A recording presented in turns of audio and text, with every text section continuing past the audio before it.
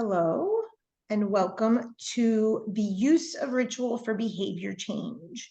I'm going to be talking about cosmic initiations in terms of the larger cosmology of the universe and the impact of ritual in our own lives, and these initiations that either we self-initiate or initiated upon us to show sort of the larger connection and interconnectedness to all things.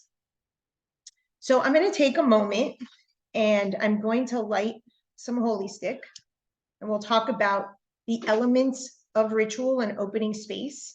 So I'm just going to kind of go step by step for a moment, and then we're going to do a little visualization together. So this is just to create an open sacred space.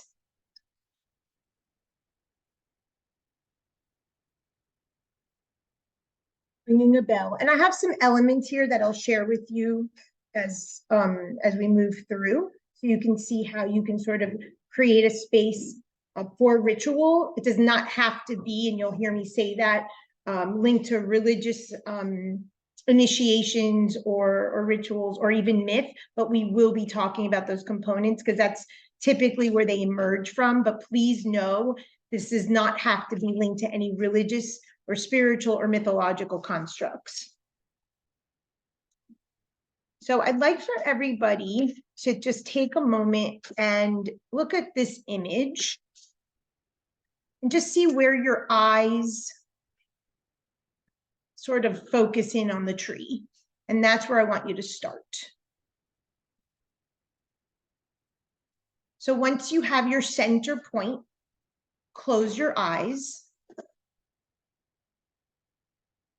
and bring up that point in the tree. If there's a specific prayer that you say regularly or you're connected to, or a way that you open sacred space, you call in the directions, if you have a religious inclination, just go ahead and open your version of sacred space. There's no wrong or right. However you assume that to be, we will talk about that. And then set an intention for this evening.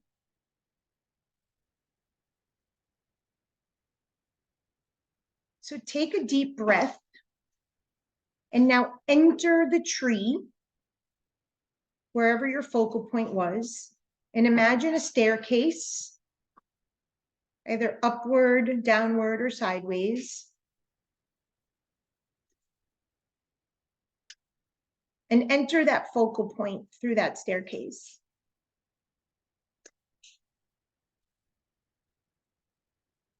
And walk into the staircase to a memory that is persistent in your life. Something that emerges over and over, even if it's variants. A dream, a memory from childhood, a pattern in relationships.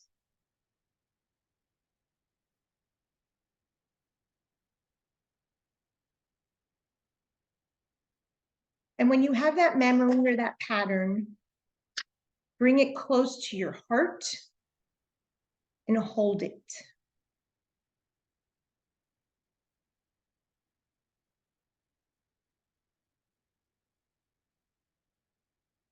And now engage with the memory or the pattern. And you can ask it, what do you want to do with it? Do you want to go forward with it? Do you want to leave it behind? Do you want to leave it as is?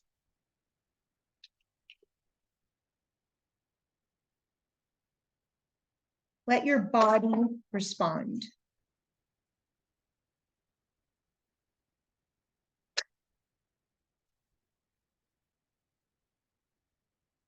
When you have your answer, I want you to move your body.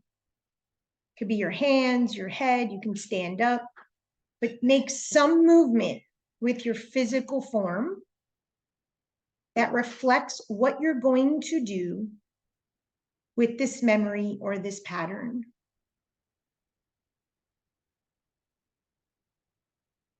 And let it move through you.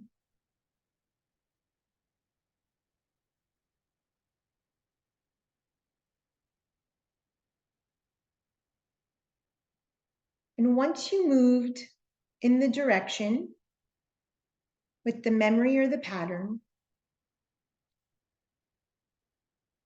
take a deep breath. Start to center yourself back into the body, fully embodied. Wiggle your feet, your hands, your head. Make sure you're fully here. And when you're ready, open your eyes.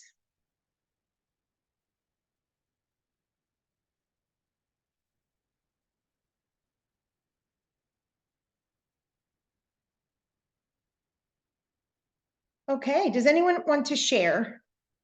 It's not mandatory, but does anyone want to share?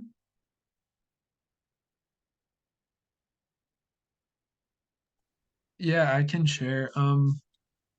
It was interesting to go in and I started walking up this staircase. And when I asked my body what it wanted to do with this memory, it just like held on to it and started pulling me down. And I was like, no, I don't want that. And then the movement was like coming up like chest first and looking upwards. And it was kind of like the automatic habit of it was, no, this is safe, we're protecting this. And my conscious choice was saying, no, I'm Okay, not protecting this. excellent. Thank you for sharing. So we're going to talk about the phases of ritual depending on where we are with certain patterns or memories or behaviors that we are ready or not ready to move into change with.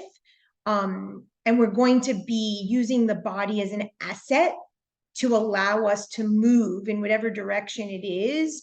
So thank you so much. That's really poignant in terms of the fear, perhaps, or the comfort of something that we know that we've anchored into our psyche as safety, but yet you wanting to move forward with it. And that's exactly what one of the functions of ritual is. So this particular activity, and we're going to talk about the 5 elements necessary to engage with ritual, are found in this particular activity. And I'm going to give you some different ones so that you can use for yourself or with clients in your health coaching practice. And again, there is no religious, as you see, this one had nothing to do with religion. We will talk about mythology. We will talk about reenactment of myth and the use of ritual, but it can be secular, it could be in nature. There are many ways to use these 5 elements without any religious or mythological constructs. Thank you for sharing, Dominic. So we're going to discuss tonight the principle of vibration and rhythm. These are universal laws, and they're linked to why ritual works for behavior change and belief change. The 5 elements involved in ritual. We're going to cover a few theories related to ritual, myth, and movement. We're going to concentrate on the 3 phases of ritual, depending where you or your client are located and which rituals to use for any of the 3. As long as there is movement through the ritual, that's the gain and the process win. And then I'll give you some ideas for creating a personalized ritual for yourself and or for clients. And I have some resources for you as well. So let's start with universal law. Universal law are just a handful of them, and it's exactly that. They're universal. And it means that no matter where you are in the world, these things work. And the ones that we're going to focus on this evening are the principle of vibration and the principle of rhythm. The principle of vibration says that nothing rests, everything moves, and everything vibrates. So if we're talking about behavior change, and I'm just going to use Dominic's example, if he's holding something back that is ingrained in the psyche, it's developed as a safety, even if it's unhealthy, that vibrates at a certain vibration. And in order for us to move forward, then we have to change our vibration. And things are constantly in motion, in movement, whether we can identify them or not. So we want to utilize the law of vibration and movement to move ourselves forward through behavior change process. And the second law we're going to use tonight is the principle of rhythm. Everything flows out and in. And we're going to be talking about sacred time or divine time that flows in and out. And we're going to be talking about growing outward, not growing up, so that we can use this rhythm to move forward, not only in belief change, but anchoring in behavior change. So let's get into the teachings of the path. The word Rita, it's a Sanskrit word that means order, rule, and truth. And it talks about, or it refers to the cosmic order, that there is a natural order of the universe. So if we look at the principle of rhythm, immediately if we thought of rhythm, we think of the seasons. We just had an eclipse a couple days ago. We're moving into the fall and the winter. We can see a natural rhythm and a natural order of the universe. And our life follows that same rhythm and order. From this word, rita, comes ritual, rite, ritus, and these are ceremonial or customs specific to a tradition, a culture, a religion, a philosophy. But again, you can take these rituals, you can take the natural order, these universal laws, and bring them into your life to invite belief and behavior change with no need to attach to any preconceived religion or dogma. And that's what we're aiming for tonight. So in cultural anthropology, rituals have been found in every culture. It's one of the most basic elements in culture, and they're linked to universals. Again, what we're looking at are things that are universally bound, like the laws, the use of ritual in a culture to move from stage in life or initiation or role in the tribe, for instance, is found in every culture. In our current culture, some of our common ones are coming up. For instance, Thanksgiving. It's one of the few. Weddings, birthdays, baptisms, those type are the ones that are typical in our culture. We're seeing a lot more new moon and full moon ceremonies, equinox ceremonies, and these things have existed for many, many years, but they're sort of getting newly reintroduced into our culture. So we're actually being initiated once again with the use of astrology and ceremony and different seasonal changes. So this is becoming sort of part of our culture once again. But for a while, our Western traditions were pretty limited in terms of our rituals. So it's nice to see that this is having a reemergence. So let's take a moment, and I'd like for one or two of you to share if you have a ritual that you currently engage in. And maybe prior to this moment, you didn't realize it was conscious. Maybe it's unconscious, getting your kids ready for school, 5 days a week. That can be a ritual. Is the ritual pleasurable or is it painful? Is it something that you plan on doing forever? Or are you just counting down the days when you no longer have to engage in that ritual? Perhaps taking a medicine, and counting the days to retirement. Is there movement around your particular ritual? Is there an element of time? For instance, do you meet your friends at the gym at 5 to 5:30 every morning, or play pickleball on Saturdays? Is it sacred or profane? And can you identify an archetypal or a universal essence to your ritual?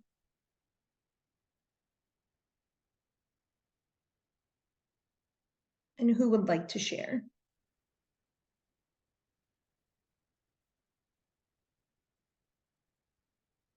Kelly? Yeah, I have participated in ritual my whole adult life, like in terms of spiritual ritual. And I guess ancestor reverence would be the one that I could talk about here. Um, let's see. It's conscious and it's pleasurable, and um, and I there's no real structure to it. It's like a relationship with another person, and when I am having something I want to celebrate or having some trouble in my life, either one, I might make a special meal that they would have liked, not necessarily with all my crazy gluten-free, dairy-free, all the crazy things I do. They would hate that. So I would make something for them mostly, and try not to cheat and eat some of their food when I'm making it. And yeah, and offer it to them and just have a talk with them. And I don't know, let's see, movement. I don't know if there's movement. I have a place, I have an ancestral altar. No special time, and archetypal. I don't know about archetypal, but I mean, we know that kind of ritual's been around forever. So, Great, thank you. So Yep. the act of cooking itself, for instance, could involve movement. I love what you mentioned about the relationship. And if we're just looking at cooking for a moment, without the ancestral component, that in itself is something that can be made sacred. And so you've embodied that and imbued that with even more spirituality because you have an altar, because you're having a relationship, you're calling in your ancestry. And so you can see that we can take something very profane or something very earthly and material that seems very unconscious and basic and make anything ritual. And these are the 5 elements that we're going to talk about. In terms of archetype, these are the most basic structures. And so they tend to be universal elements. So you had mentioned that if you want to celebrate something or you have trouble, so those are things that all humans can experience, right? Some moments of pleasure, some moments of pain. So they do have an archetypal elemental structure around that. So thank you for that. I just want to stop here a moment, and I'm gonna poke at your professor for a moment, who makes ritual around everything in her kitchen. So I'm sure she's shared with you, and if you don't know, but her food is amazing. But it's not only the food, it's not only the intention in chopping vegetables, it's in the way that she makes her tea. There's a moment of pause and conscientiousness around what she's going to consume. And if you haven't heard this already, which I would doubt, one of her favorite statements is, your body is not a bargain basement. And just in that phrase alone speaks to the consciousness around ritual in what is ingested in the body. And so that's how minor and profane something can be that can be made so sacred. Now, there are tea ceremonies that are hours long, right? And the intentionality of boiling the pot and the water and the leaves. But even in a moment of making your coffee in the morning, if you grind your beans, if you're taking your children to school and you have a ritual on the way where you sing a song or share, about, something in the morning about the sunrise or whatnot, all things can be made ritualistic if they have the 5 components that we're going to talk about. The thing specific to behavior change, which is the function of tonight in terms of movement forward for you and your client, is this element of movement through the stages. And we're going to talk about the 3. Your body's he wrote it. I didn't see that until now, but right? She says, I know, I have her in my head all the time. So I'm going to play this song for you. I'm going to stop the recording because on the YouTube, they'll block it, and I'll do that during the clips that I share. But I'd like for you to just listen to the words of witchcraft. Did any word stand out?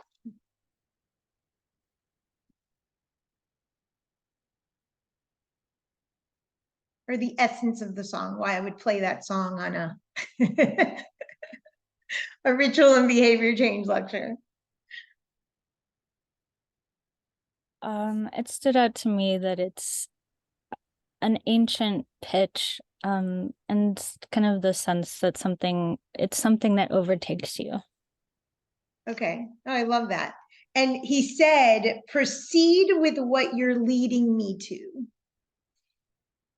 Ritual and movement into the world, into your phases, your initiations are cosmic. If we go to the origins of the universe, they're just explosive, they're initiatory, their movement, and we can decide forward, backward. That really, and we'll talk about time in a moment, is neither here nor there. It's like you said, it's something that you're kind of forged into. And so this idea of being a witch, and one of the books that I'll share with you is my book called Witch Bitch, which is loaded with ceremonies and rituals, is because the word witch is simply wisdom. It's just a wise woman, someone who has honored the wisdom of the body, the wisdom of herbs, the wisdom of nature cycles, the law of rhythm and vibration. And so there were some key things, the proceed with what you're leading me to. He mentioned words like arousal, heart. I can't even listen to common sense. The song really captures the essence of ritual. This is heart. This is embodied. There's not logic. We're having a felt sense that our senses are leading us to something. And for so long, and maybe perhaps for some of you, it's still considered taboo to have an altar or to pray to something that's outside of a religious construct. And that's okay. You keep it in the confines of what your belief system is. But again, anthropology has shown that this is one of the things that is common across cultures.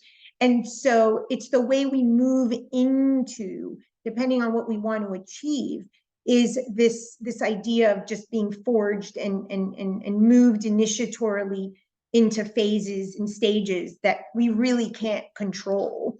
And so they really are cosmic at their origin. Now, with intention, and that's one of the components we'll talk about, we can absolutely bring in some consciousness around what we're doing, perhaps a timeline so that we don't feel so chaotic when we're being initiated into certain things. But others are just mysteries, and it's part of accepting that that's the nature of being here. So I'm going to share a clip from a movie called As Good as It Gets. I don't know what your age range is, so I might be dating myself, but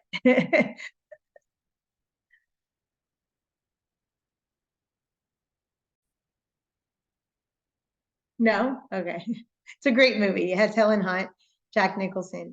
So as you see, he has OCD. He's turning the locks and the lights and the soap, and he throws away his once leather, gloves and the brand new bar of soap. And the reason I show this clip is we all have a version of this. And the reason that we are going to utilize ritual for behavior change is first because we have to identify that what's rigid in us, what's fixed in us, what's obsessed in us is our fears and our inflexibility of our beliefs. Behaviors are manifestations of our fixed belief system.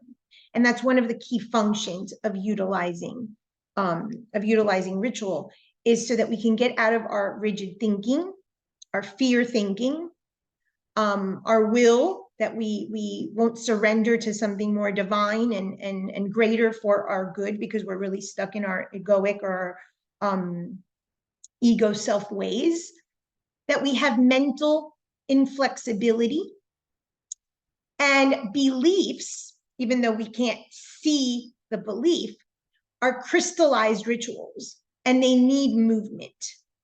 And so we cannot have behavior change unless we have belief change. And ritual is one of those ways, whether it's cosmically initiated, life, initiated through, like, for instance, menstruation or menopause or childbearing, or actively choosing to engage in a ritual one of the key components and why we set an intention is because we want to take a rigid and inflexible belief system and move it through so that it can gain some movement and we can have some fluidity in our life. And the moment that we start to engage with a new belief system, already we start to have behavior change. They're part and parcel in relationship.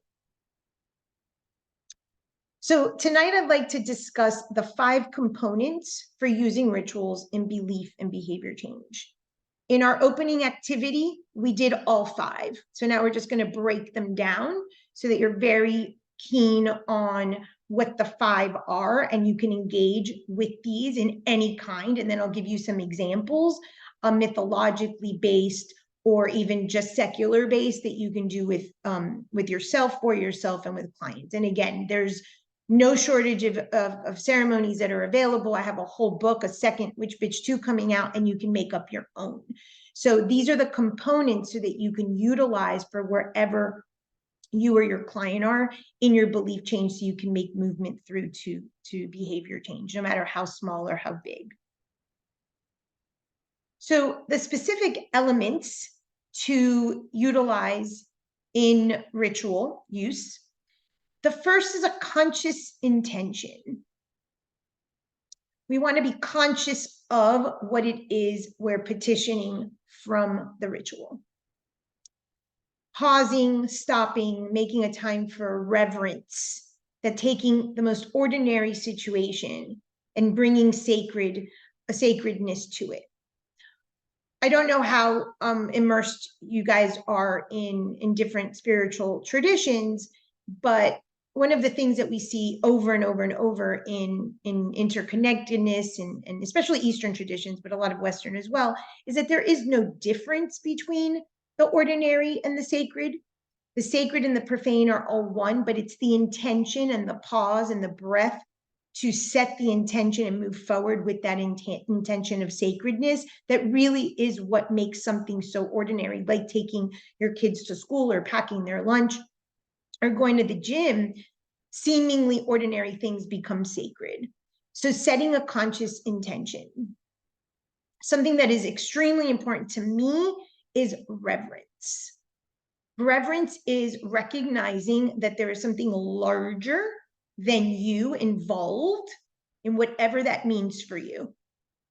So if it's taking the moment and opening sacred space, I invited you earlier to open with a prayer or calling in the 4 directions, even if it's just a word that means something to you. The other day, one of my clients was utilizing the word anchor into her yoga practice. So it's just something to anchor in a change. It can be a seemingly ordinary word, but it allows some intentionality and reverence to a practice that you want to bring in when you're beginning or creating a ritual. Sacred time. Kairos and chronos are both Greek words for time. Kairos means divine time, and chronos means chronological or linear time. When we are involved in ritual, we're in sacred time. One of the reasons that we cast a circle, if you're more inclined to paganism, for instance, or calling in the 4 directions, if you're more shamanically inclined, has to do with this idea of circularity, of things being rhythmic and circular, and hence the law of rhythm. So I have one of my favorite guys here. This is a whirling dervish brought from Turkey. And they're sacred dances that they engage in. This is a wonderful activity that you can do in the morning, and is just spin around like you did when you were little and sort of disorient yourself. And that brings you into sacred time because you're no longer in a linear, but you're actually moving in a circular fashion. So when we open sacred space, and one of the reasons I intentionally chose that tree that was the roots and all things were circular in nature, is that we want to invite a divine time, not a earthly or chronological time. The law of vibration, since everything vibrates, there's different dimensions of vibrations or different frequencies. So for instance, if you've ever seen a vibrational chart, you can see that the hertz of anger, for instance, or fear is more dense than that of peace and joy. So if you want to evoke or set an intention for more peace and joy in your life, then higher vibrations are what we're trying to aim for. And so when we're working with sacred time, Kairos, the cosmic consciousness, the universal consciousness, the divine can in an instant bring you something that you on your own, working hard with your chronological time, can't even achieve in over 30 years. And so when we do ritual, we're suspending time and saying, let the divine time take over and bring what I'm asking for, even if it doesn't seem logical. Hence the song. There's no common sense in this. There's an element of belief or suspending something that you think that you're in control of. Next is movement. We're going to be talking about the 3 stages of ritual, and this is going to be very specific as to what it is you want to usher into your life or your client's life. So this is going to be a very key component to the lecture, is knowing which ceremonies or rituals to do for what phase of the process. And a key component is embodiment and reenactment. Of here I have of myths or universal archetypes. It's an embodiment, a creative art form, some sort of movement with the body that you're moving into that next phase so that you can remove that rigid thinking or the fear, confronting the fear, or the inflexibility of the beliefs. And so these are the 5 elements or components when you're engaging in ritual that you want to have, no matter what ritual, even if it's making tea in the morning. Any questions? We're going to go through each of these.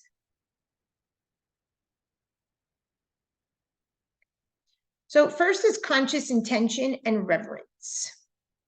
We want reverence, not routine. You may not even be aware of your pattern. Maybe you haven't identified that there is a pattern, but you may identify that there's some pain or there's some struggle in something in your life.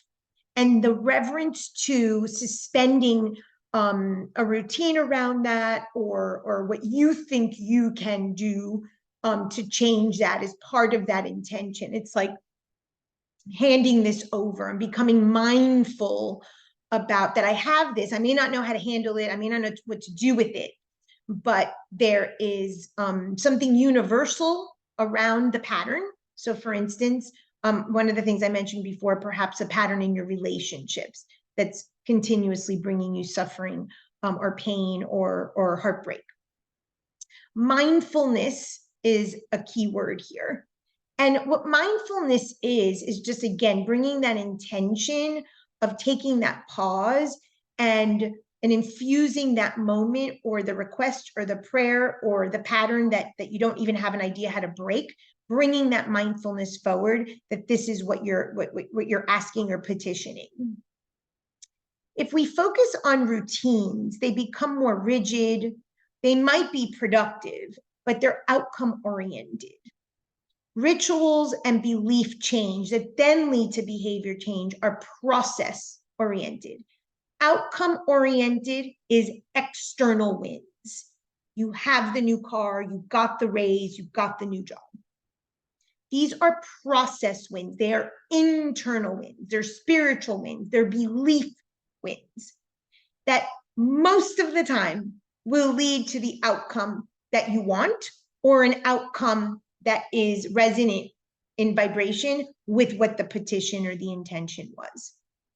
So we want to remove the expectation of it, but recognize that we're moving internally through a process and not externally trying to achieve an outcome. I've seen this for many, many years where they oftentimes align, or the outcome is even better. Rituals are purposeful and they connect again to the interior.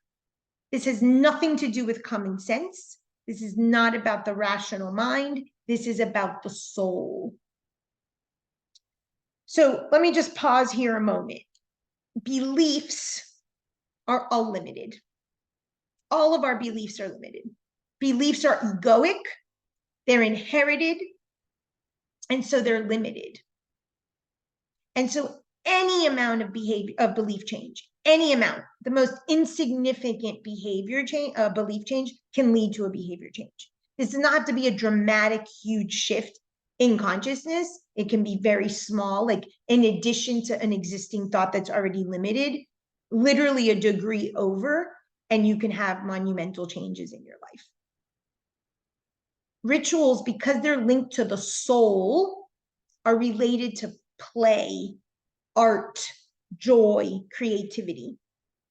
And so even if you're not a dancer or an artist, it's the act of engaging in the embodiment, the reenactment, the play, that is part of the ritual. Witch Bitch is basically in every ritual that I have here, I have the materials and then what you're going to do. It's like going back to kindergarten and cutting and coloring and taping, and we add some sacred space. We suspend the time element, we move forward, and you've done a ritual. So we want to really imbue ritual with an element of creativity and play and joyfulness, and like art, if we're back in kindergarten or first grade.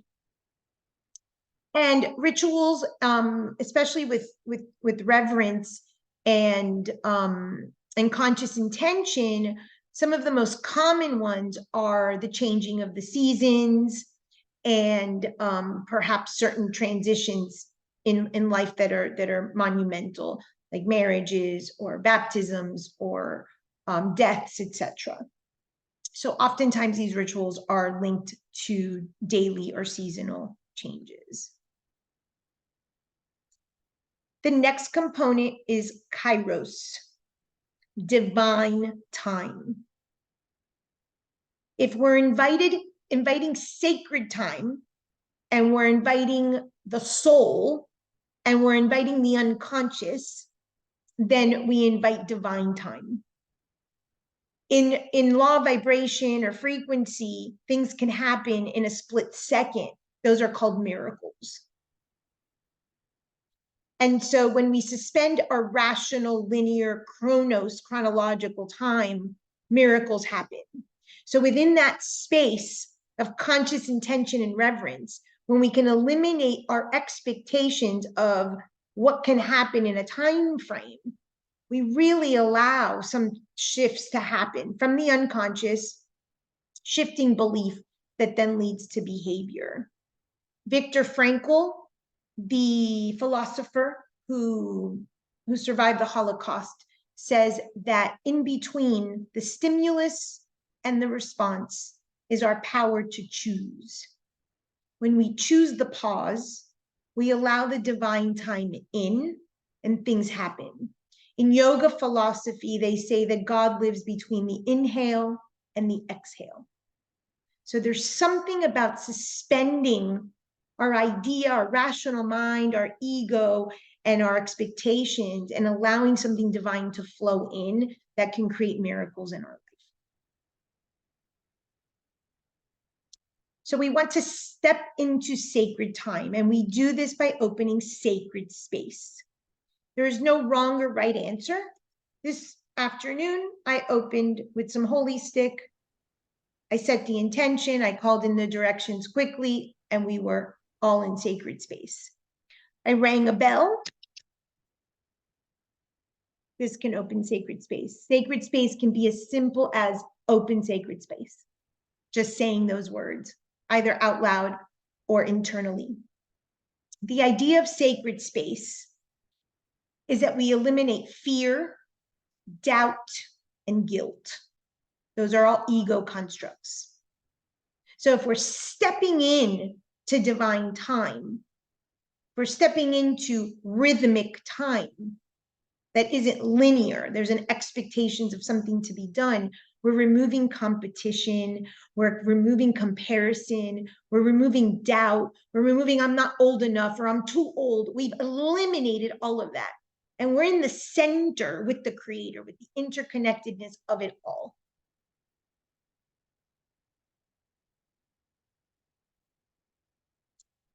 movement through the phases. In ritual, we're either in one of three phases, and this is really important in terms of the ritual that you're going to do, dependent on what the action or the end result is that you want for yourself or the client. So we're going to elaborate a little bit later about this too, but this is really important. There are cosmic initiations. Every one of us was conceived. That was a cosmic initiation. You were either C-section or pushed through a birth canal, cosmic initiation. If you've lost your virginity, cosmic initiation. If you've had menstruation or menopause, cosmic initiations. So some of these we are forced into. I think it was it Joy that had mentioned that you felt like you were just kind of, pushed into. And it's like a propelling. And this is the origin of the cosmos. The origin of the cosmos across tradition, in different words. You can see Big Bang in science, creation in Christianity, endless unity that achieves some desire, or the vessel cracking in Kabbalah, or in Jacob Boehm's model of endless unity and desire bubbling up to create some chaos or friction. You will see some cosmic initiation, something that was at rest, that was penetrated and started to develop some sort of chaos.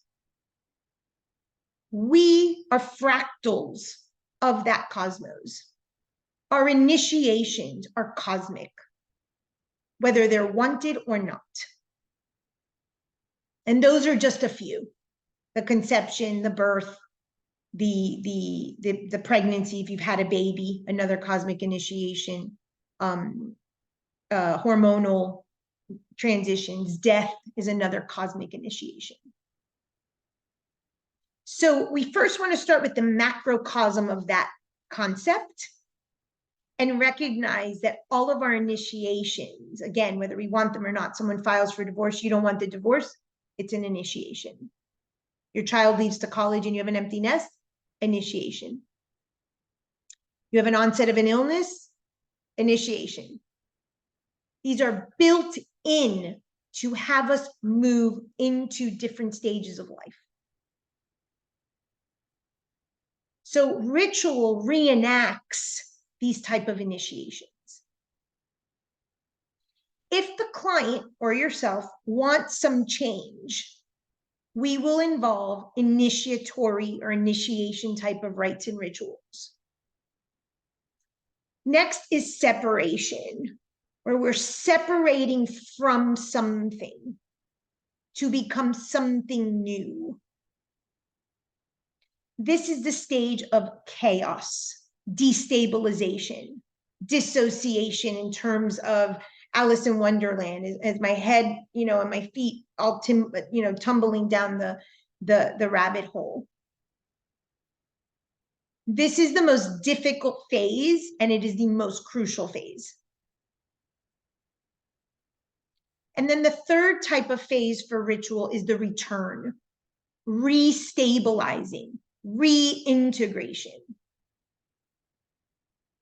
So I'm just going to use a very modern day divorce. Someone files for divorce, whether you want it or not, you're initiated into the divorce process, into the courts, into forensic accounting, into custody battles, a total shit show. You go through a 2-year divorce process, animosity, you try to date, you can't date, you hate dating, that 2-year nonsense.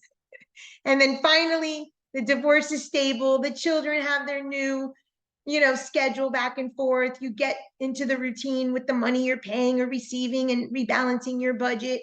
And now, let's say 2 years post, you start to date again, perhaps meet somebody, stabilize life. Those are the 3 stages of ritual, depending on where you are, where you want to go. So Dominic, for instance, maybe you're looking to move into the separation phase because you were holding on to that pattern or that fear. We would do with you some sort of initiation rite to break through so you can leave that in the past. You would be inviting in separation, chaos, disembodiment, perhaps disassociation, the not knowing, head up, feet down, which way am I going? So depending, and that's a good place to start, with what you got in the opening activity, you can perhaps see where you are in your process. And even stabilization needs a new initiation, as I showed you in the movie clip. If you're too fixed on something for too long, initiate. If you don't do it, the cosmos are going to do it for you, guaranteed, usually every 7 years. So the rites of passage has a lot of history, a lot of research, just a few. Arnold van Gennep, a cultural anthropologist from Britain, identified that the rites of passage were 3 phases: preliminary, liminal, and post-liminal. So before the initiation, going into initiate, the liminal phase is something that doesn't really have a construct. You don't really have anything to hold on to. It's that sort of phase of chaos. And then post-liminal is the structuring, again, or the reintegration. Joseph Campbell took Van Gennep's and Turner's idea of rites of passage and wrote his famous book, The Hero with 1,000 Faces, which is how most of Hollywood mirrors their movies: departure, initiation, and return. So the words are interchangeable. There's 3 broad stages, and ritual has a place in each, depending on what belief and behavior change you want to enact. You can add symbols, rituals, and myths to it. If there's a religious construct that you're attached to, you can use a story from the Bible, a myth from the Vedas. If you're not into any of that, you can just use a very secular symbol that means something to you. So we are not attached to the fact that it has to be with symbol, with myth, with religion, with anything like that. But those elements, because they're elements of the subconscious to bridge to the conscious, are oftentimes seen and used in ritual. So here you have your old self. You move into a transition. So you have an ending, let's just say, of your marriage. You move in a liminal space of transition. You do not know what is coming. There's an in-between self. This is the hardest part of any change, and of the most important part of the ritual process. There's a spiritual opening. You're between and between. What was and what might be, you do not know. And it's considered a threshold. Any time that in your life a threshold opportunity enters for you to jump, for you to have a change, for you to move, to get a new job, a new relationship, a new car, a new puppy, those are threshold moments that you're inviting in a new something. Then the incorporation or the integration phase. Here, your new self is established. And by new self, I'm talking about your new belief. I have a concept I use with clients: yes, and. Yes, I'm divorced and I can still have a new healthy relationship. Yes, my children are only with me 50% of the week, and I can still be a good parent. This is when we start to play with the new idea of self, a new belief, a new life, whether it is our physical state, our emotional state, our financial state, our spiritual state, our romantic state. There's a new us that emerges, a new version of us. And it can be so small in terms of what we think is required for change, and yet be the thing that changes our life. So we judge these things as if they have to be monumental, hence sacred time. Removing the comparison, removing the idea that it has to look a certain way. That's the function of the liminal space, is for you to try on different things for size. So I'm just going to use the example of divorce and dating. If you've been online dating, you've got to kiss a few frogs. It's just part of the protocol, if you will. Then you start to parse and sort. I like this, I don't like this. This is my list. These are my non-negotiables. Any change has that same experience. And this is the crucial part, because this is when you start deciding who you want to emerge as, who you want to be as the new you. Your old components are still there. It's just a yes and. You're still that old person, but now you've grown out, as you'll see momentarily. Any questions about the phases? This is important because this is what you're going to decide what you're going to do in terms of ritual, which ritual or how you're going to do ritual, depending on the phase that you or your client is in. That 5 elements are within any of them, but the phase is the key component. Embodiment of archetypal motifs. Archetypes are universal. So the idea of, for instance, conception or pregnancy or birth, these are archetypal. We have death and rebirth processes. Those are archetypal. Other archetypal might be words that you might have heard: wounded healers, where they can't heal themselves, but they heal others. You might have heard witch or wise woman, or the old wise woman, or the crone. These are archetypes. The trickster archetype, they come in to kind of create chaos or shaky ground, or create some level of betrayal or sneakiness. These archetypes are found they're universal, so they're found in everybody's life. And this is a component in working with ritual, that we invite that an archetypal nature is already included. Did someone say something? No? Okay, I heard some static. So the study of rites and rituals is known as ritology, and it focuses on enactment and performance. However, there is an archetypal theme. That's why we use oftentimes myths, symbols, universal themes like birth, death, rebirth, and seasonal themes. And we can see these. For instance, there isn't a person that doesn't have pain or doesn't have suffering. That's an archetypal message, because it's human, it's universal. Every human experiences this. Reenactments. So Mircea Eliade, top scholar in shamanic studies and other anthropological studies, states that one important function of myth is to provide an explanation for ritual. So you'll oftentimes find these together, where you're reenacting a myth through a ritual, but it does not have to be. It could be something from your own life. So if in your opening activity, you had a memory from childhood, and let's say you lost a sibling, a version of loss, we all have experienced loss, grief, despair as humans, could be the reenactment. Does not have to be associated. For instance, here is a Persephone myth that has to do with grief and despair when she's taken into the underworld.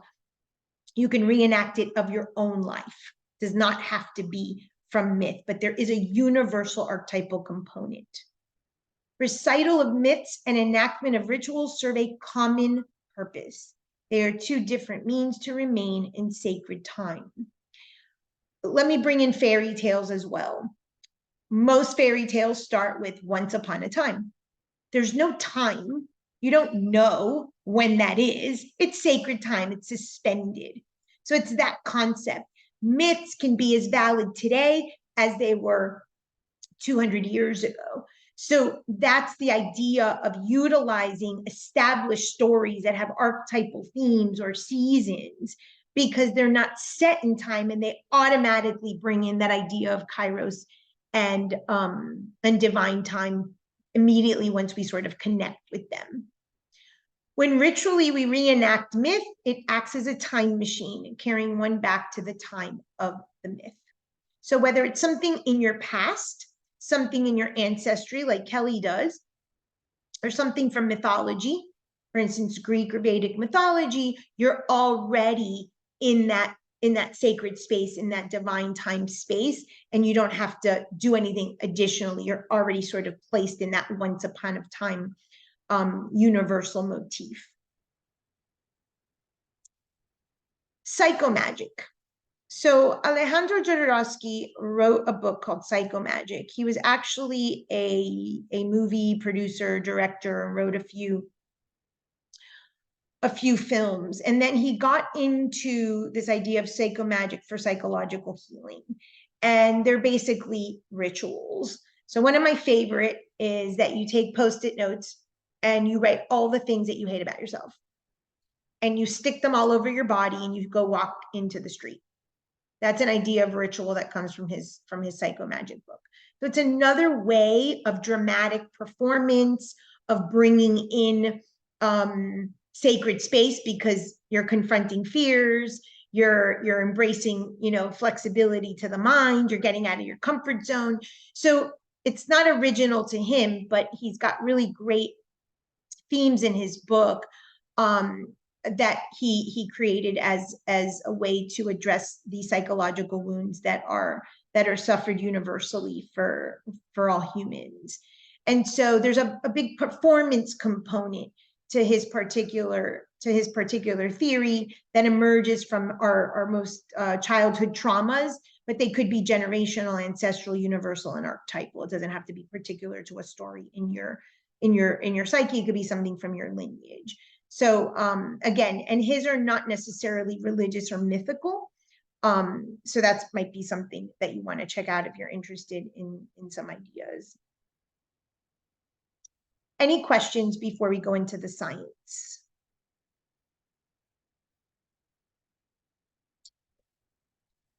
So what does the science say about ritual? We have anthropological history, but there's also science. So recent studies show that the placebo effect is when you take, for instance, a sugar pill, when you're invited into a research study and you're given either the regular dose of the medication that they're studying in a double blind or a sugar pill. And there was a lot of struggle from some of the researchers for the deceit that is found in these studies. So they started studying to see if they needed to have the deceit component, if the patient needed to know or not know that they were taking the placebo. And they actually found that despite eliminating the deceit from the study, that people's symptoms improved. Any idea why?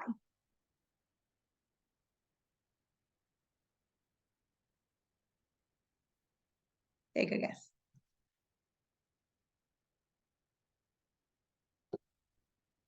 No takers? Okay.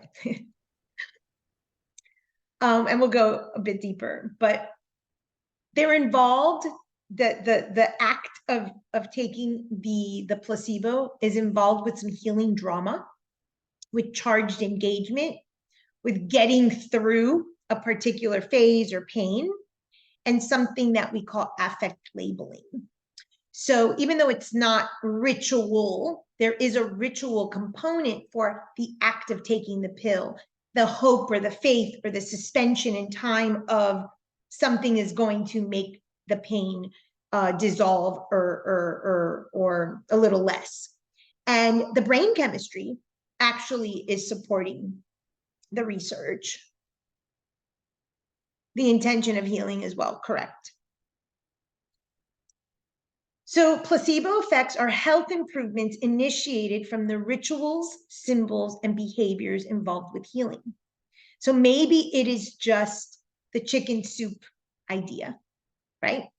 I'm taking this pill, the act of swallowing something, of ingesting something, automatically is connecting and saying, this is going to help. So over 12 randomized trials demonstrate that knowing, so no deceit here, the person knows you are getting a sugar pill, already reduces symptoms in many of the illnesses, including low back pain, migraine, knee pain. And they're calling this that they're engaging in a healing drama. The fact that, again, the chicken soup idea, or the fact that somebody, let's say it's involved with a partner, hey, can you bring me my pill?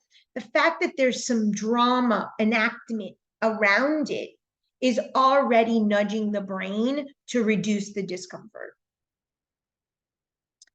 Has anyone ever heard of the Add an Egg campaign?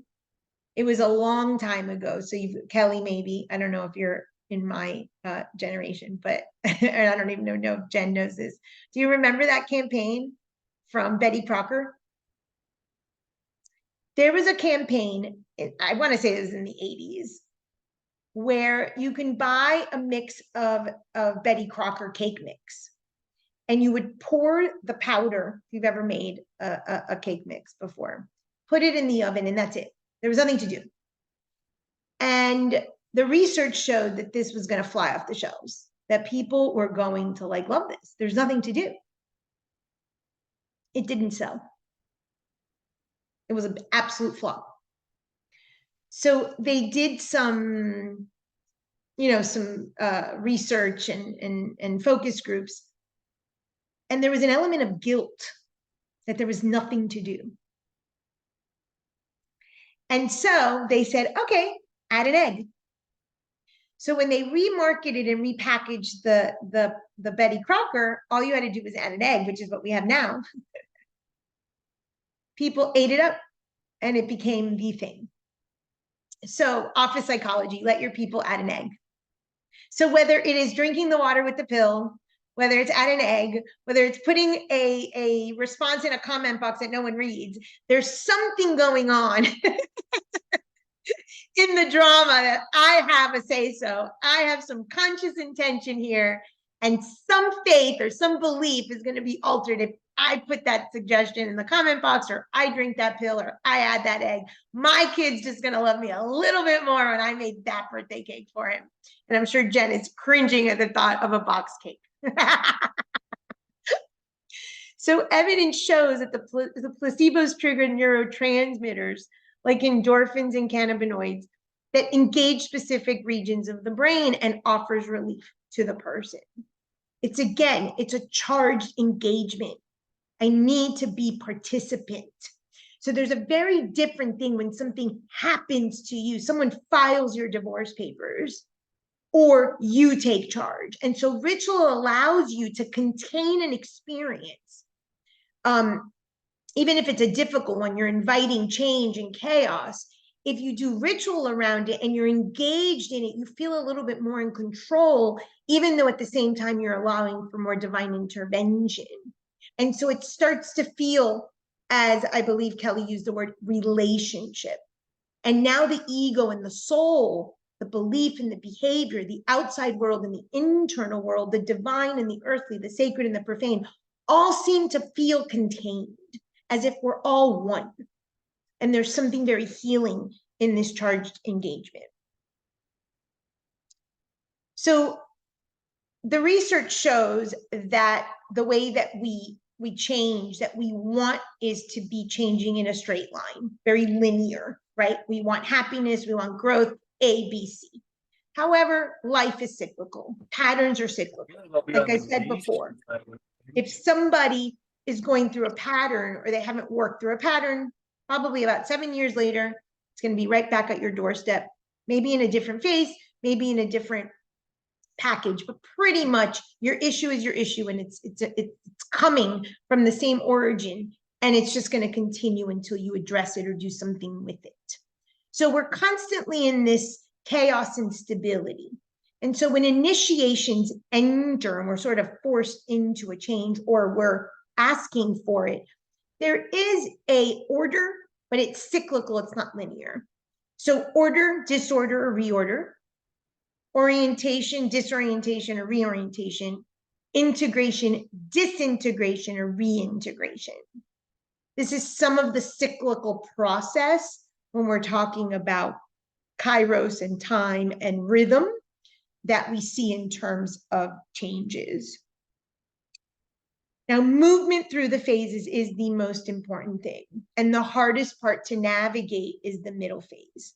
So when you have a client that you're taking from one behavior into another, that movement through the phase, that movement through the behavior change is what's most important and most crucial. So Daniel Gilbert wrote a book called Stumbling Unhappiness. And he said that that stage of disorientation or disintegration or dissociation doesn't really make sense until we get to the other side.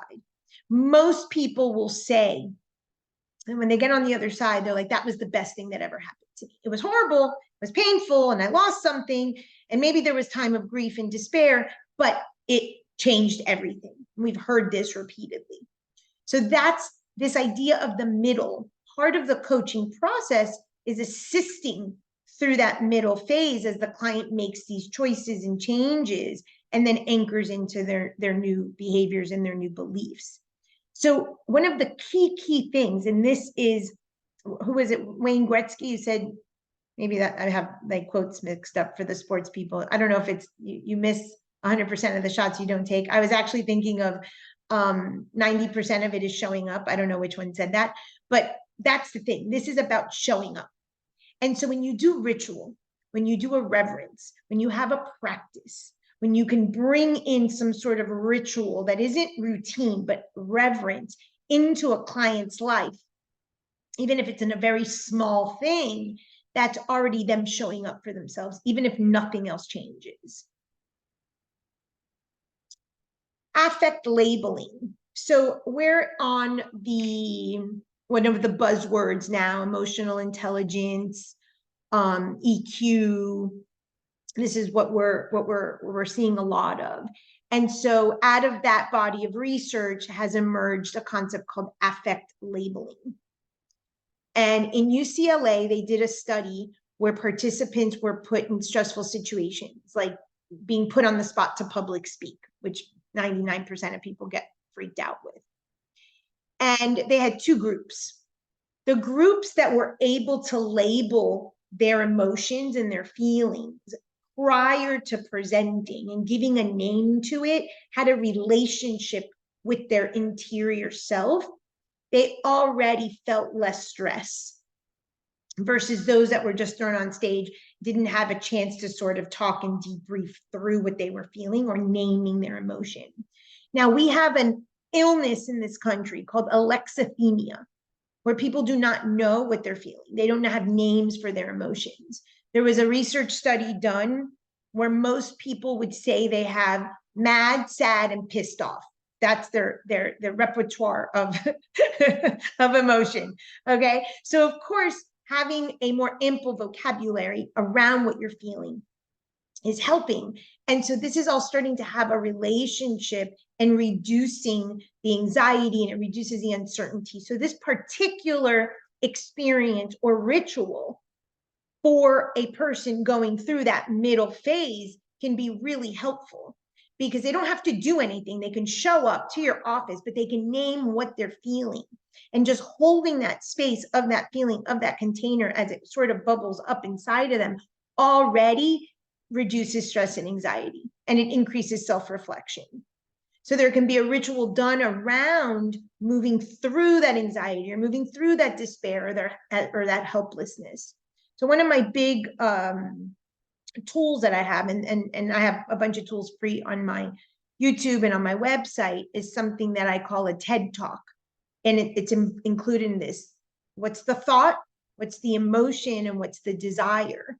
Because that's what's creating the anxiety or the stress in the client. And once we start to name the emotion and where we hold it in the body, we already can sort of materialize it and give it some form and some shape, that there's something we can do with it. So in the opening activity, when I said to go into your memory, I said, bring it close to your heart, hold it. All that emotions and feelings are energy. And if you can hold it and cradle it like a baby, talk to it, expand on it, amplify it, give it some room to breathe, add a face to it, all of a sudden you have tools and techniques in a ritual that allows you to work with what's inside, externalize it, and manipulate and make it malleable, so it's no longer foreign or something that you don't have access to. Any questions so far? Okay. So a case for rituals, my working hypothesis. In your life, you have shocks. So whether they're cosmic shocks like conception or pregnancy, you've been forced into new stages in life. Some of them have been intentionally that you've asked for. For instance, you wanted to have a baby, You wanted to buy a new home, you wanted to get married, you wanted to move cross country. These were initiated intentionally, and you've invited these in. It's still a shock to the system. And so my question is, did you have any rituals in place for the transition, for the chaos to enter? Or did you just allow it in unexpectedly, unconsciously? Did you fight it? Did you surrender to it? What was your process? Would anyone like to share?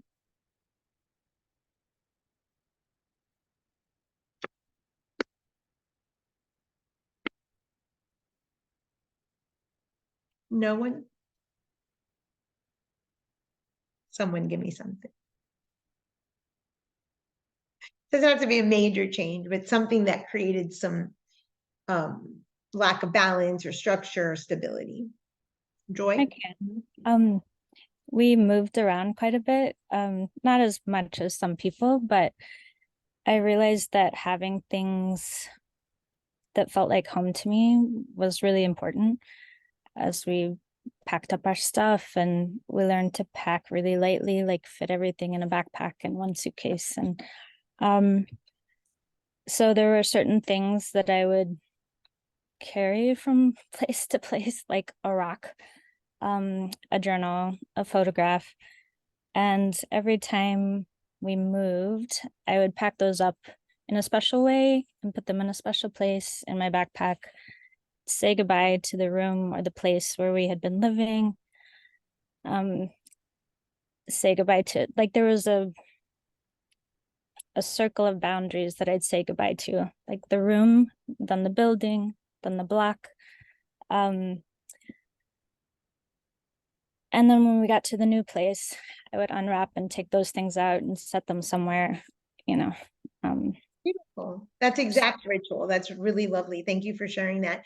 Did you notice perhaps maybe the first time or two that you didn't have the practice different from when you did begin the practice? Did you notice a more calm, or you were more centered in the space? Did you notice any change internally? Yeah, I felt like I could invite whatever good was going to come out of that next new place. That's I lovely. think. I love that. Thank you very much. Appreciate the share. So we have cosmic shocks. Again, if we are fractals that emerge from the universal consciousness and the cosmic sort of Big Bang or creation myths of all traditions, then we need those same shocks to move us into growth, to create our new existence, our new galaxies, our new planets internally. I'm speaking metaphorically. So these original cosmic shocks are passed down into our body. And one of my theories is that in the human incarnation, in this particular lifetime, the major shock is your conception story. That's the first shock when you're sort of out of this universal consciousness and into the body. This picture that I chose here was actually a study that just came out a couple weeks ago, where they've actually seen, scientists, astronomers have actually seen the shocks. They've seen the shocks in the cosmos. And this is the image from the article that I was able to get from the website. And so we now have a physicality, we have imagery around what the shocks do. And if you look at it, it kind of looks like a lot of the same sort of connections that we have in our brain, our nervous system. And we're just fractals from that larger cosmos. So it would make sense that if we sort of zoomed in, there would be similarity in our makeup. So at the moment of conception, we have our initial shock. Birth is another shock. A transpersonal psychologist by the name of Stanislav Grof, he has a theory called the BPM matrix, birth perinatal matrix. And he speaks specifically to the shocks that the baby goes through as it's going through the birth canal. There's a moment of the death birth struggle. The baby doesn't know if they're going to make it. So you can imagine that when we have shocks like initiations, again, I'm just going to stick with the divorce or Joy's moving. Hers were intentional. A divorce perhaps was served to you that you didn't want. Whether it's intentional shock or not, the impact to the system repeatedly through life is what pushes us through the birth canal. It makes sense that we would feel stuck, that we would want to hold on to an old pattern. We know this pattern. We've lived it over and over again. We know what's to expect, rather than letting go of something common or something that we're familiar with to have something that's maybe better for us on the other side, but we don't know what to expect. And so these shocks come in, these initiations, so that we can move in. And if we have a ritual practice, or something shows up and we can move into the transitory phase with a little bit more centeredness and groundedness through ritual, that can help us.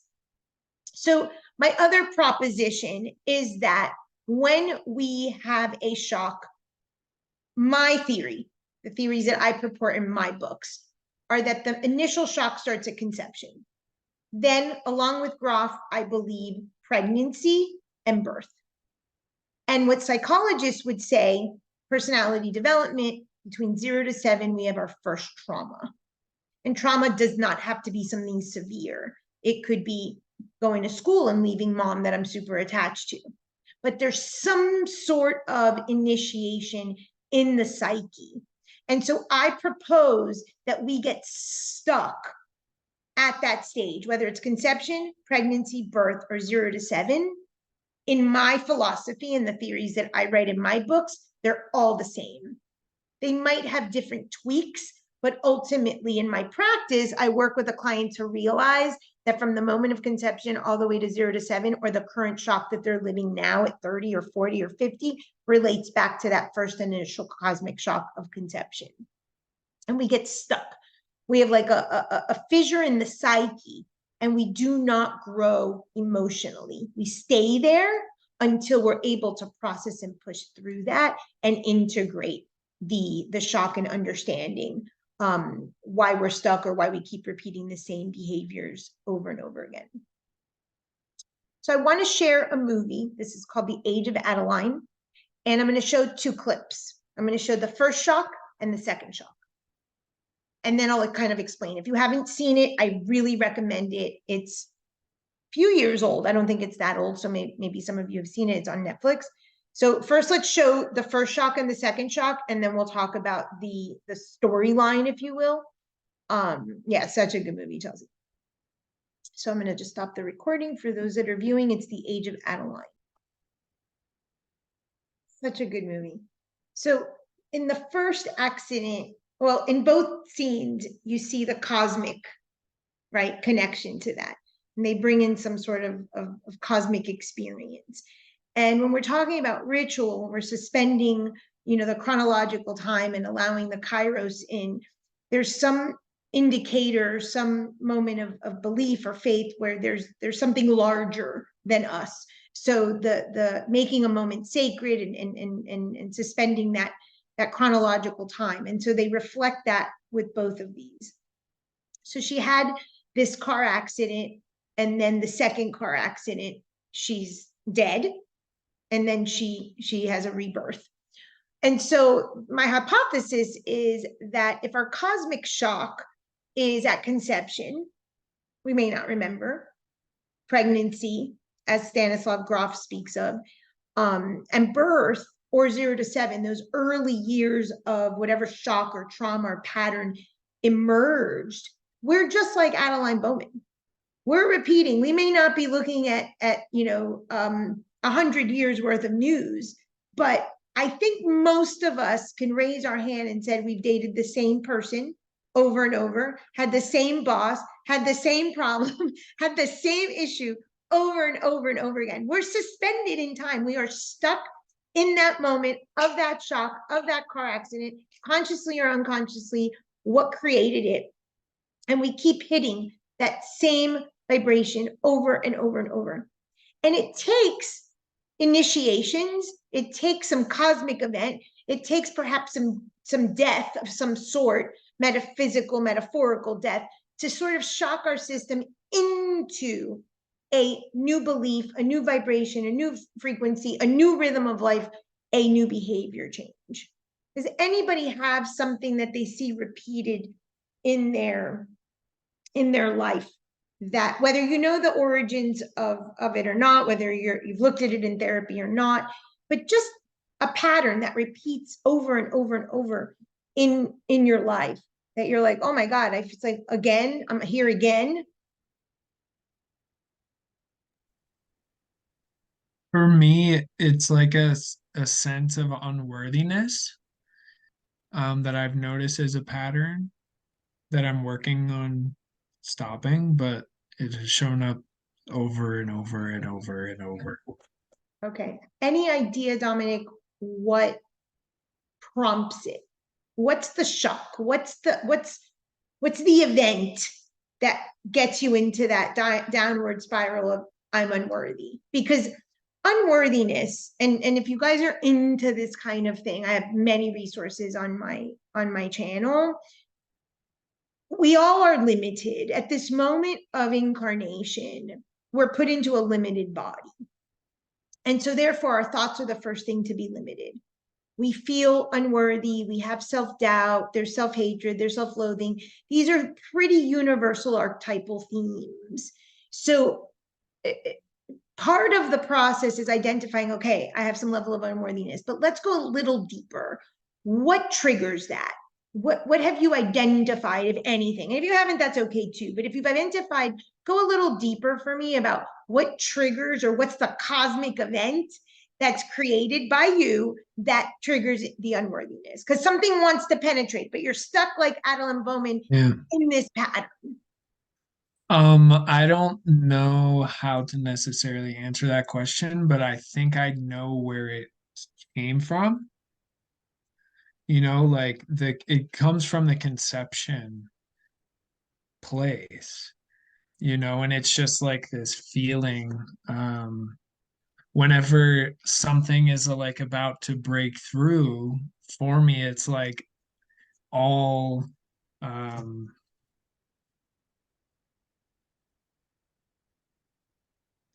yeah, there's just like possibility kind of goes out the window, you know, and feeling like I can measure up to what is being asked, but I know what it's from. Can I share that? Yeah, if you feel comfortable. Yeah. So, I mean, my parents, I know my dad wasn't ready to be a father, and I really think that I picked that up in the womb. And so, like, a feeling of like not being wanted, you know? And so that's where it comes from. Okay. So a feeling of not being wanted would be stunting or castrating your own capacity to create, your own capacity to put out anything into the world, your own capacity to birth something for yourself. Because it's a cosmic pattern that was inherited, an inherited thought that says, if my father didn't want a child, let me do the job of not creating XYZ. So that's how these things, this is the theory of the psychological suspension. So that clip when the woman stops her in the subway and she's like, you look like sisters and you're so young. Obviously our physical body is aging, but our psychological maturity is not there.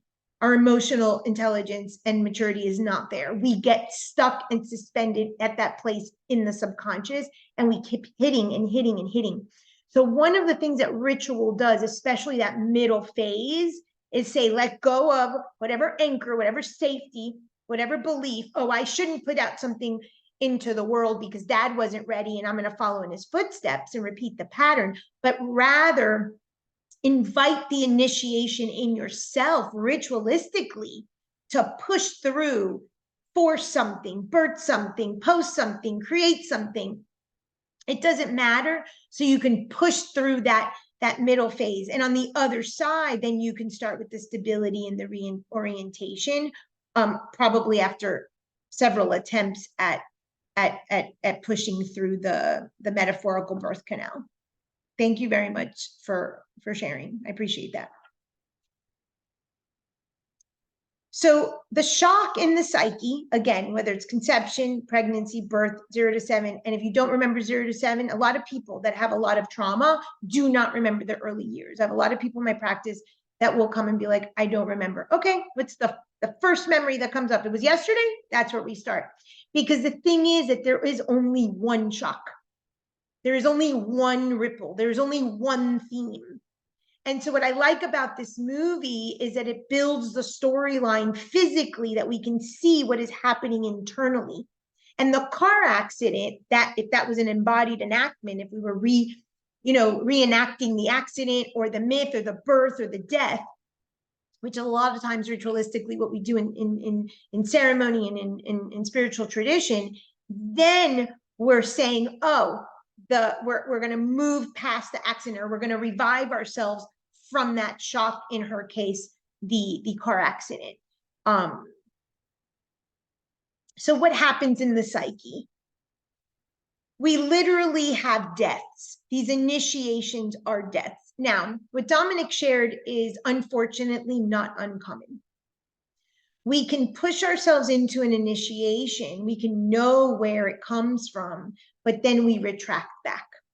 We don't fully have like the defibrillation, that shock thing into a new anchoring. Then we might just retreat back. Literally, we can't retreat back into the womb, but that's what we can do psychologically. So once we get into this emotional stuntedness, repeating the pattern over and over, we get kind of stuck in, oh, I'm going to do this again. Oh, I'm going to do this again. Oh, I'm going to do this again. So rituals help to get us out of that, even if it's just for a small amount of time that we're saying during that deorganization phase or disorientation or chaos phase. Let's put, this is where chronological time enters. This is where an anchoring ceremony enters. And I have one in which I'll share with you for a client, that so you can understand how the psyche works. When we invite destabilization in, when we invite in a ritual that initiates us to something new, when we're not on the other side yet, there's a couple of things that we can do. The first is put a time frame around it. Okay, so for the next 3 months or for the next 6 weeks, we're going to embrace that we're going to be feeling disoriented, that we're not going to have a schedule, that we're not going to know. So this is where the Chronos and the Kairos work together. We're still creating sacred space. We're still having reverence. We're setting a conscious intention, and we're suspending that we're allowing the divine in, but now we're putting a container around where we, how much time we're going to allow for the disorganization. So we feel a little bit in control. There's not much we can control in these phases, so we want to do what we can to control what we are in control of. So this image is from a show on Netflix called 9 Perfect Strangers. And this is a spin-off of a shamanic ceremony called the Pachamama ceremony, where we bury the client in dirt, head to toe. We leave a little bit for the mouth and the nose to breathe, and they're buried symbolically to the old life. And then when they emerge 20 minutes later, 15 minutes later, after their ceremony and drum playing and the ritual of the shamanic tradition, then they're washed off, they take off their clothes, they take a ritual bath, and then they're put into their new clothes. And it's significant to move forward. Sometimes when there's that level of trauma, something this profound, symbolically of this death, of this pushing through that birth canal again, and the death rebirth process is it's not required, but it's something that's dramatic in the reenactment, so that the person can be like, oh, I'm leaving that behind, literally in the ground, like death. So we see this type of ceremony and ritual in traditions. One thing you will see repeatedly in philosophy, spirituality, is this idea of contemplating death. What are you waiting for? Why are you dead? Why are you not taking risk? Why are you not taking changes? Why are you not creating? Why aren't you joyful? Why aren't you putting out something into the world? Oftentimes, this is a struggle with perfectionism. Perfectionism is the death of any creativity. It's actually the antithesis of creation is perfectionism, because nothing created is perfect. The moment of concession indicates that we're all limited. And so there's a lot of this when we stay in the initiation, and people do get very addicted to the initiation. I'll share that in a moment. And that's all they're doing. They're initiate, but they never push through. It really is that middle phase that's the game changer. So if we're initiated and we're living the same myth over and over and over again, and myth can be myth from a tradition, or myth your own storyline, your own narrative, then we're stuck in an emotional immaturity. We're stuck in lack of emotional intelligence. Our emotions are dictating everything. They're swallowing us whole. And so this is where oftentimes when we're coddled or we're validated a lot, it's actually hurting us. It's not to shame anybody, but it's like, okay, how do we move out of victim and out of the narrative and out of the story and push through that birth canal? The baby itself, according to Stanislav Grof, has a birth-death struggle. We saw that in the first clip. There's a struggle. And so if you're not pushing through the metaphorical chrysalis, or the chickie isn't pushing through the shell to have a strong beak or to have strong wings in the butterfly, and we're just coddled and cradled in the victim narrative, then we're harming ourselves. And a death of sorts is part of that initiation process. So we need a big shock. Sometimes we need to, and we may bring this upon ourselves unconsciously, that we invite a shock in, some sort of life-altering thing. For me, it was cancer. I got cancer and everything changed. Everything that I thought I was, all labels, all identities, my hair, my kids, my home, my family, my relationship, everything stripped. And sometimes it's that level of initiation that at that point you have no choice, right? You're going to fight to live or you're going to die. And here I am 7 years later, alive.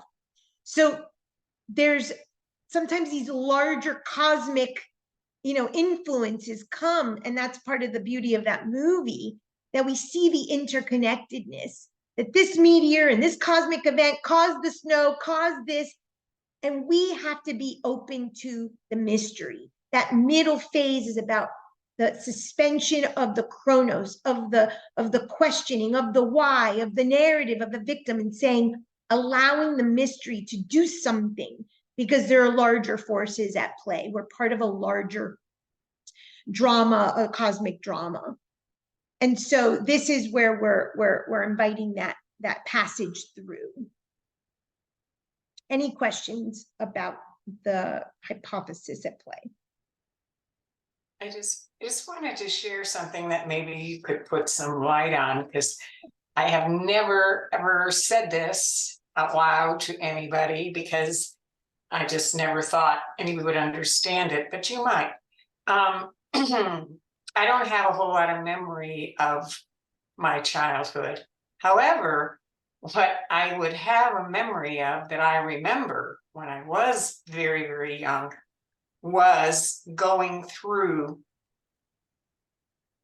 the passing through. I don't know if it was the birth channel or, and I do believe in reincarnation. I didn't until maybe 10 years ago, but it was like a vision that would be with me for years and years through childhood. And it just came up in my mind when you were talking. I didn't get to do the activity at the beginning.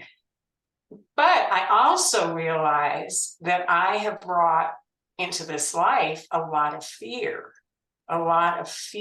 of being in the physical world. And I've worked through all my life to let go of fears, to have more confidence, to do the things that I'm doing now. But it's just curious when you were talking about that, because it was like, whoosh, I could just feel myself going through that cosmic experience. And I never ever thought of it as a shock or something that is still in me you know, it's even emotional, that has held me back. And it's not something so concrete as, you know, my mother didn't love me, or I didn't feel loved, or those kind, although I had some of that too, but that impact and that memory of moving through that channel, whew, it's pretty powerful. So I just thank you for being able to say that out loud, because I never said that out loud. Thank you for sharing that and that vulnerability. I have a question. Do you tend to, and I don't want you to think of it as physical space. Do you tend to take up space, perhaps be gluttonous, spread your stuff around, Yeah. have stuff? Okay. That's Well, a I byproduct don't of have that. a lot of stuff, like I don't need a lot of possessions, but I do need, like when I work, I'm all over the Spread place. out. Okay. Yeah.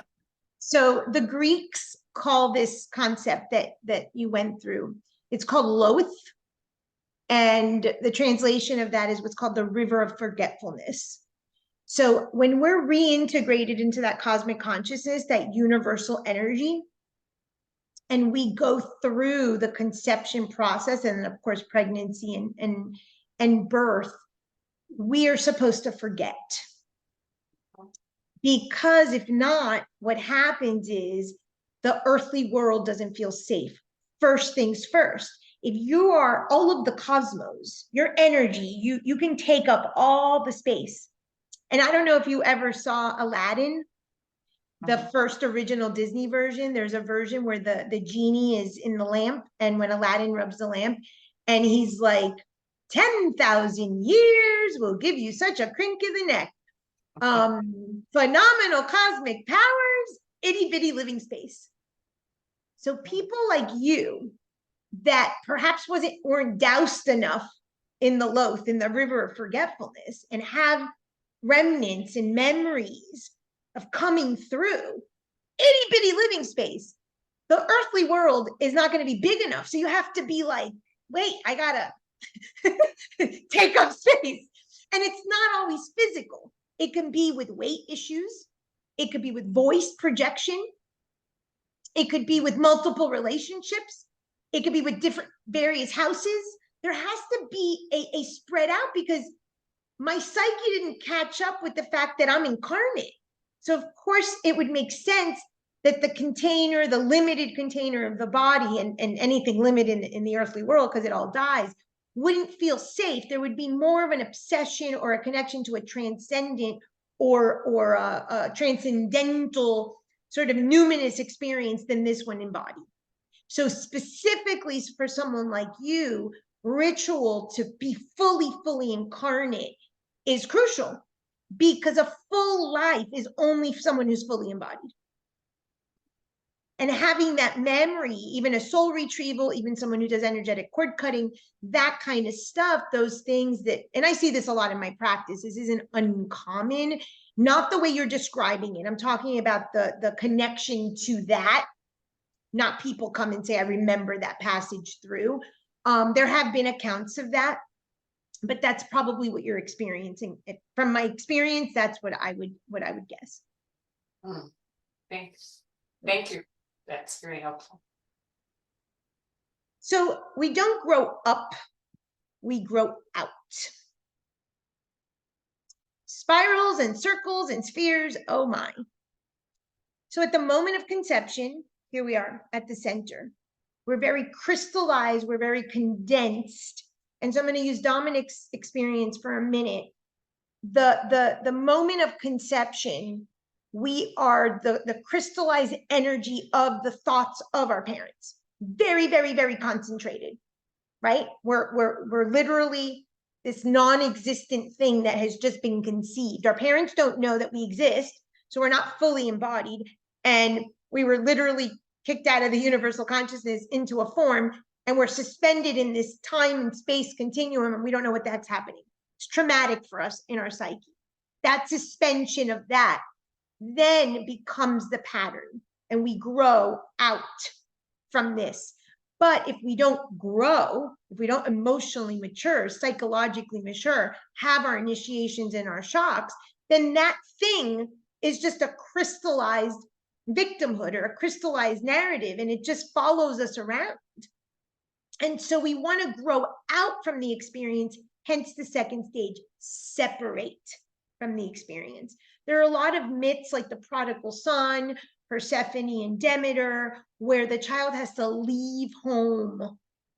It's a metaphor for leaving that concentrated archetypal story, victim narrative, traumatic experience, and gain perspective. And so when we carry that around, as Carolyn Mace calls it, our woundology, you know, like in our SAC, this is our story. Everywhere we go, we share this story. Then we're constantly just giving strength and crystallizing and crystallizing and crystallizing that. And that cosmic initiation, or there's initiations in ritual, start to help decrystallize, decompose that so that we can see a different story. I call it shattering the snow globe of illusion. And one of the things I do with my clients, metaphorically, I take out my sledgehammer and I shatter that victim narrative so that we can now have a perspective to look at it from different angles. And that's going to be one of the assignments that I'll give you for your clients and for yourselves if you want to, you know, have something to walk away with practical that you can work with. So our path isn't straight, it's a spiral, it's circular. In the opening activity, when I say the staircase, does it go up? Does it go down? Does it go sideways? It doesn't matter.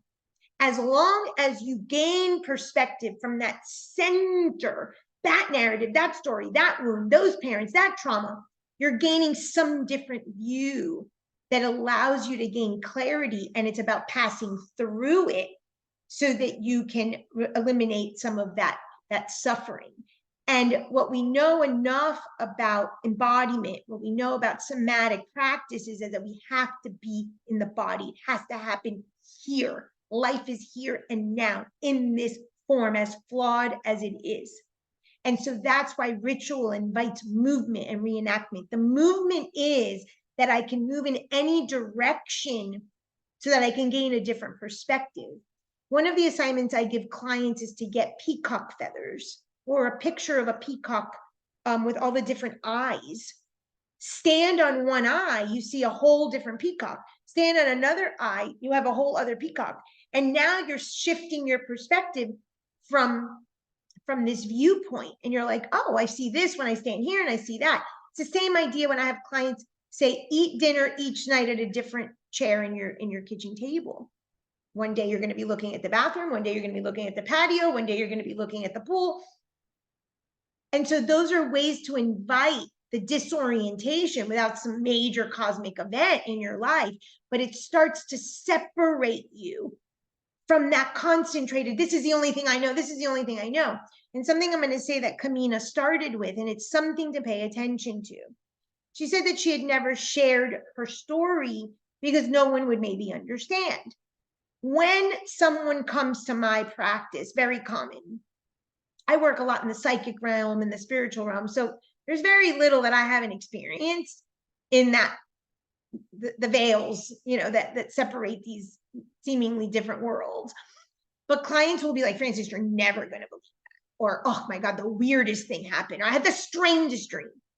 So by you saying no one would understand, or maybe no one would understand, when we start something off like that, we are an ego. We are an ego structure. This is the viewpoint that I can view the world from. We are in that center circle, crystallized. Nothing else fits in my thought process but this. And that client needs a sledgehammer. Psh, wide open. Some shift, some perspective. Send them to dye their hair, nail polish color, walk with their shoes in opposite things, take a walk in the opposite direction, anything, take a different route home. That starts to say, oh, wait, there are many paths. And so we want to start separating from that center. But when we start sentences like that, or stories like that, dreams like that, it's an ego structure that's trying to maintain some safety and security of what it knows. And it's not inviting in change. And so the belief, the ceremony, the rituals start with the intention to loosen the grip on the psyche and the ego and the way it wants to view the world, the only way that I know how to see it, which is right here through a very limited circle in the center. Out here, you're in the cosmos, very different perspective, same story, same characters, very different narrative. So some things that you can do that are pretty easy if you're just beginning on this route is walking a labyrinth. There is a website called thelabyrinthlocator.com. You can type in your zip code, international. I've walked labyrinths all over the world. And it's a one-way in, it's a one-way out, it's not maze. It is a spiritual contemplative path. And you walk the circles, which are called circuits. And as you walk in, you're getting closer and closer symbolically to the center of self, right here. And then as you walk out, you're separating from the center of self. So this is a great ritual tool.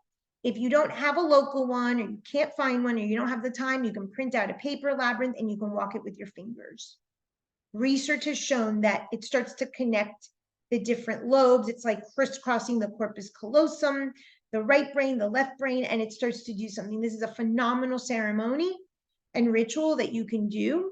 Doesn't have any religion. There are religious implications if you have a religious belief system and you want to go deeper into looking at the sacredness of it from a religious perspective. There's a mythological from the Greek myth of Ariadne and the Minotaur and Theseus. So there are connotations, but in itself, it is a phenomenal tool to just begin there's Unity of Four Columns. Yeah, I think most of the unities have one.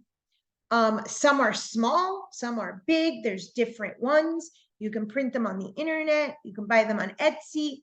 They're all over the place. And just by walking and with the fingers, setting an intention, going in, going out, you can see the process of the initiation.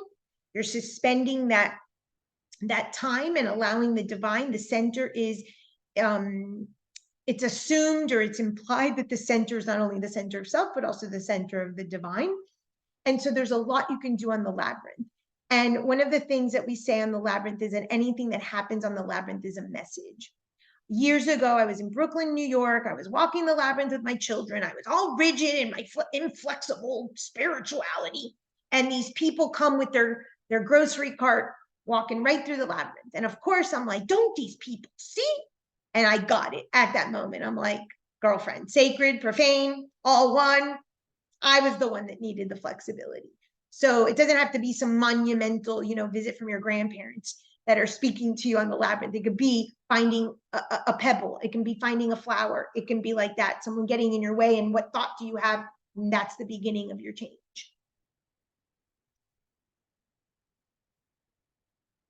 Sacred dances. So I showed you my whirling dervish. You do not have to do anything sacred in the sense of the whirling dervish dances. There's a philosopher by the name of Gurdjieff, and he has sacred dances. And the point of them is to just disorient you. So one of the things I do in the morning when I light and open my sacred space of my altar is I go like when I was a kid and I spin around until I'm disoriented. At that moment, I invite some divine intention in and I'm like, change me, do something to me. I don't know, whatever I'm working on. Sometimes it's just generic, do your thing so that I can get out of my own way, because we get stuck in our way, and moving our body changes the mind too. They're related. And so if we get disoriented and we spin in different directions, that's a ceremony and a ritual in itself, and it's something small, and it allows you to remember your true self, your self with a capital S, your soul, not the ego that you've constructed as a fortress around, your soul that you haven't seen in years. So 3 stages of rituals. We covered some of this, but let's recap since this is important for the actual ritual process. So this is a Zen koan, and it has 3 parts. You might have heard, get enlightened, chop wood, get enlightened, chop wood. It's a similar thing. There's 3 phases. Before I saw enlightenment, the mountains were mountains and the rivers were rivers. You're just seeing things as they currently are. This is your story. This is your pattern. Probably unconscious. You're going through life dead, half asleep, not even know. Then something happens, some cosmic initiation, some chaos, some change, some aha, some psychedelic experience. And you're like, oh, wow, wait, maybe mountains aren't mountains and rivers aren't rivers. And maybe there's a meaning and maybe there's a symbol and maybe this is upside down and maybe this is that, maybe that's this. And all of a sudden, second stage, you're a bit disorganized in what's what. And then the return home, the restabilization, the mountains become mountains and the rivers become rivers. But you can never see things again as they are. Post a divorce, post a death of a parent, post an abortion, post a psychedelic experience, post a life-changing vacation, you can't unsee. And so even though things kind of have to take their normal course of action, there's something meaningful that changed in you. That's the experience of walking a labyrinth at a smaller scale, if you will. So again, the 3 stages. When you are working with clients, initiation, that they want to change, separation, that they're in a change and making them comfortable and anchored in that there is a period of a middle passage that is upheaval and chaos and getting them comfortable in that container, and then the return back. These tend to mirror life stages. So separation can be physical, social, or symbolic. You can do an actual reenactment of something symbolic. The liminal is you don't have a here or there. You don't know where you belong. You're in that mid phase of becoming something, but you're not what you used to be. And then reintegration is the emergence back into your new status as that yes and. So in certain tribes, women, because of the onset of menstruation, that creates an introduction and initiation into womanhood. The fact that now you're menstruating, that you can be sexually active, that you can be a mother, something happens psychologically, but men don't tend to have that. So in certain tribes, the boys are, it's planned. The boy doesn't know when it's happening, but the mother and the tribal leaders or the men of the tribe are planning this. We're in the middle of the night. They come in with masks. They go into the home and they rip the child from the mother so that there is a cosmic initiation. There is a shock event that says, now you're a man. Now you are entering the liminal space of what it is to become a man so they can join the tribe as whatever they're going to join the tribe as. And they must be ripped from the mother's arms. So this is the type of initiation and shock ritual we're talking about. Reenactment. Myth really helps here because we don't have to reinvent the wheel. It's already there. It's like when Persephone is abducted into the underworld with Hades.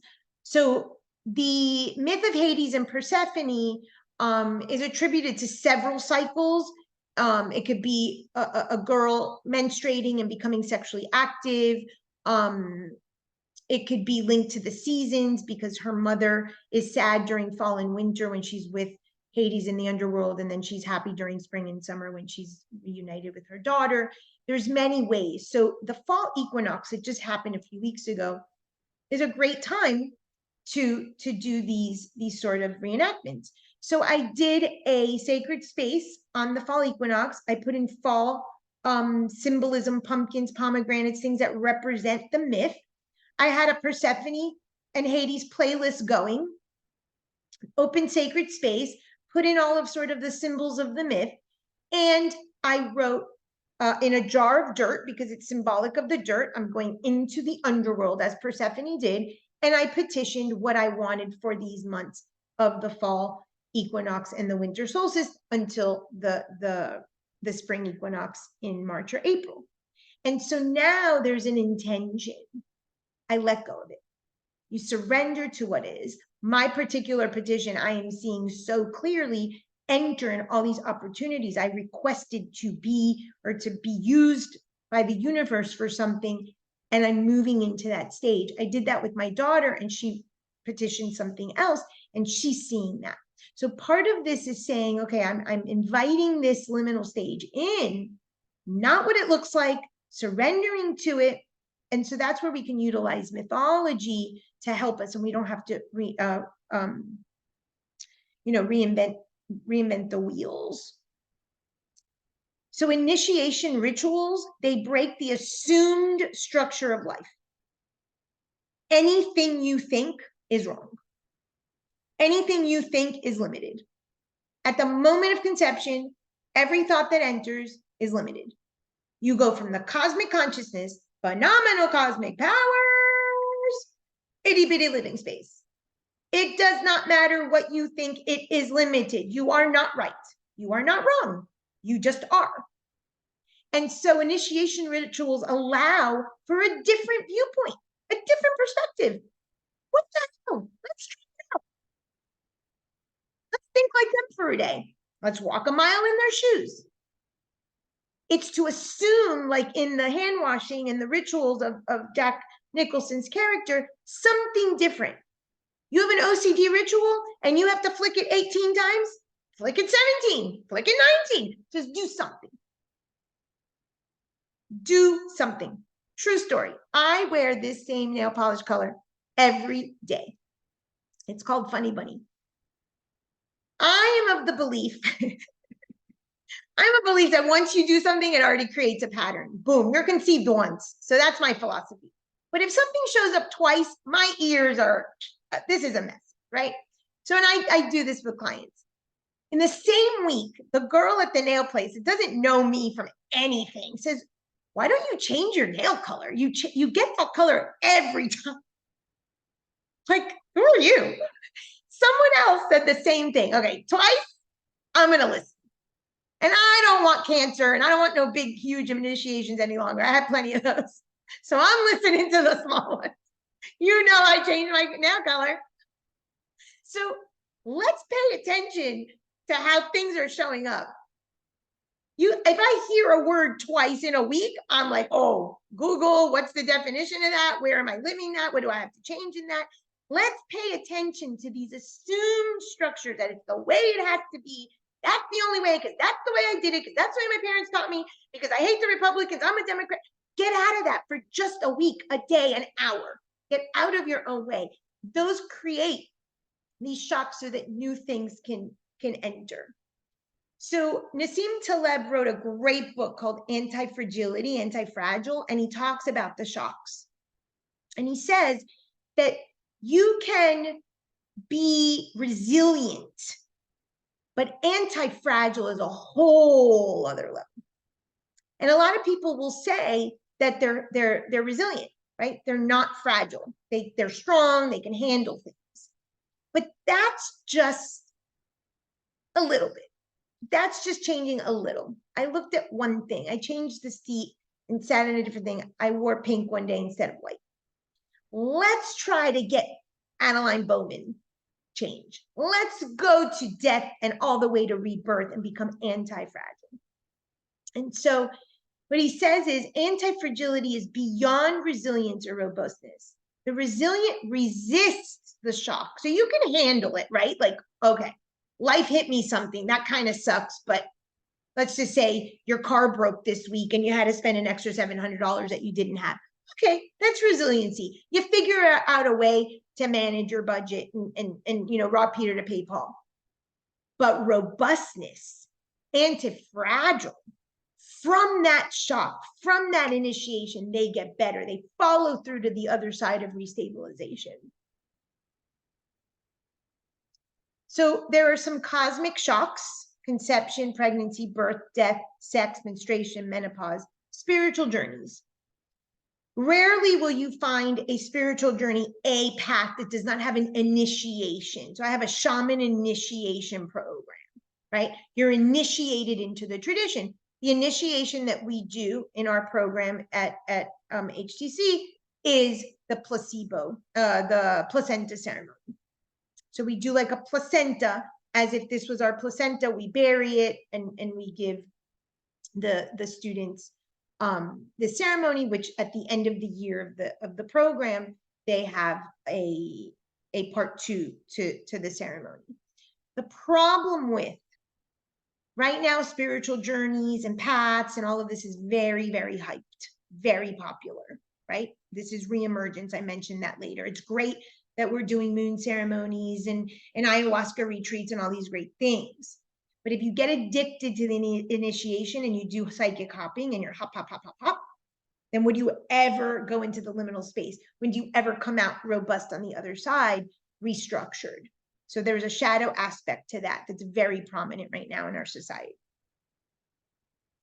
Separation and anchoring rituals. This is inviting in the liminal spaces. Most people are going to be forced into a liminal space by something that they did not want.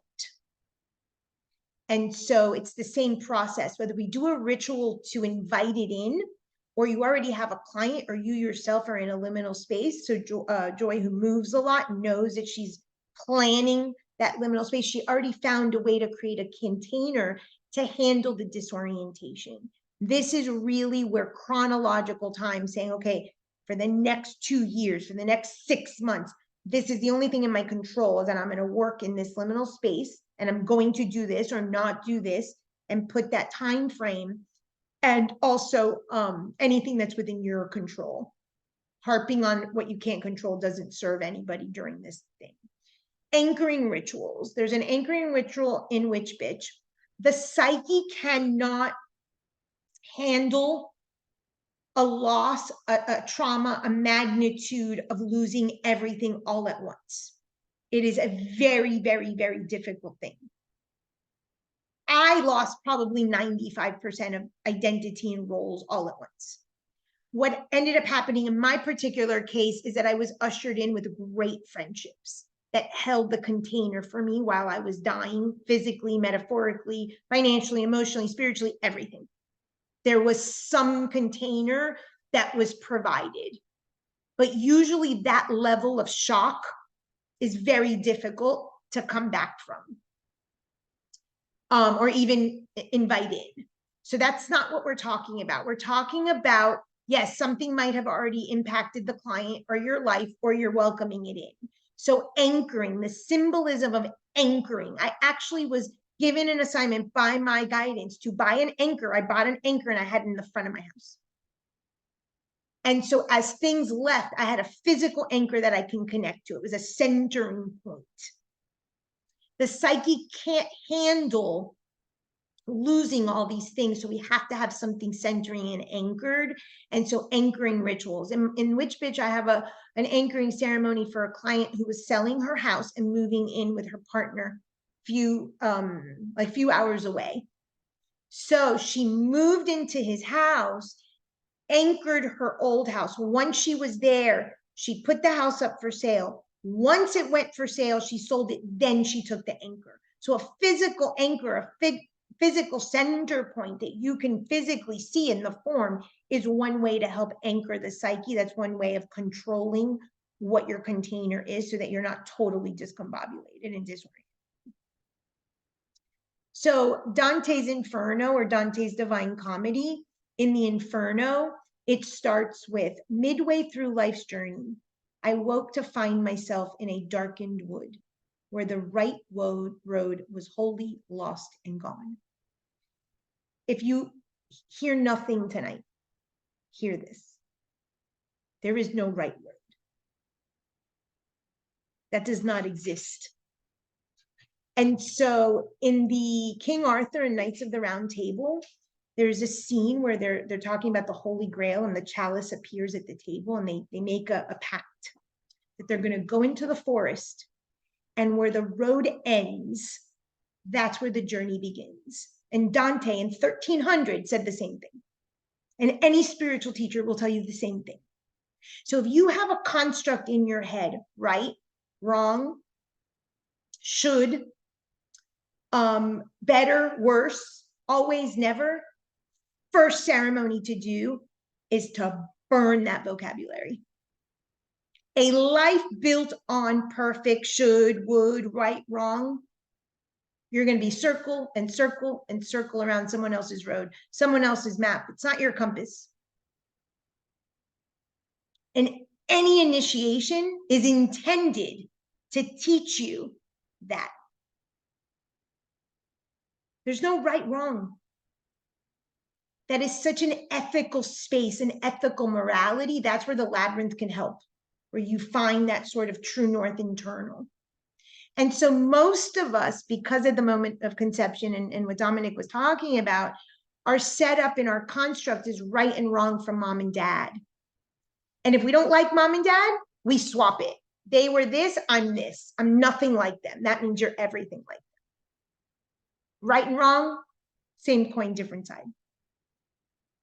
We're here to find our own road. The initiations, those cosmic shocks, force us into a liminal space where we don't know if it's up or it's down. Just look at Alice in Wonderland when she's tumbling. If you don't feel that you're tumbling, if you still feel on solid ground, you have not entered a liminal space. You still think that there is a right road for you. This experience is crucial. And it literally does not matter if it is an inch, if it's a centimeter. 1 degree will take you off a whole other course of life.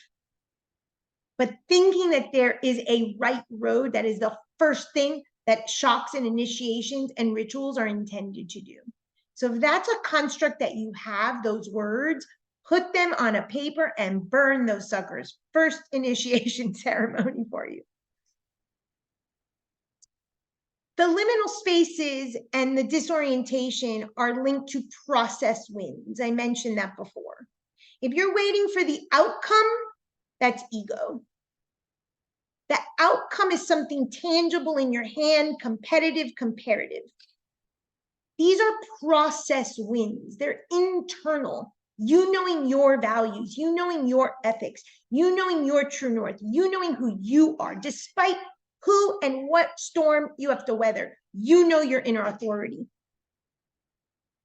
Obviously, uncertainty, understanding there's a mystery way beyond anything your ego can comprehend, those cosmic events that the movie did such a good job of connecting. There's a removal of veils of what you thought was, should be, is the right way. And your beliefs are challenged. If you go to the restructuring process and you have not changed your view of the world, go back, start over, shock again. And so we have a very bad habit, the rigidity, the mental inflexibility, the fear-based thinking, the OCD clip, that the world is a certain way. No, it ain't. It's the way you want it to be, and you're disappointed, and that's why you're suffering, and that's why you're in fear, and that's why you're in pain. So this process is to have you say, well, maybe it might be another way. Can I try it on for size? You don't have to like it, but at least open your eye and go, well, you know what? The people in the neighborhood do it a little different than me. Let me try it their way. Pick a new color. And then the return rituals are for stabilizing the new normal. It's like a spring. It's like tulips. It's colorful. It's playful. It's joyful. It's dancing. It's singing. You're re-encountering your friends. You want to eat again. You want to have sex again. You want to live again. The prior stage, you feel dead. It's full-on despair and grief. You don't want to go out. Maybe go get drunk so you don't remember. But this is the spring. So Rilke says it is spring again. The earth is like a child that knows poems by heart. This is when you just feel childlike again, renewed and renovated. They involve stability and structure, somewhat of a new belief. Doesn't have to be huge. Yes, and joy, grace, creativity, compassion, service to another. Because all of a sudden you're like, man, I get something. That sucked. Maybe I should have a little bit of compassion for the next guy. More laughter and a reintegration with community.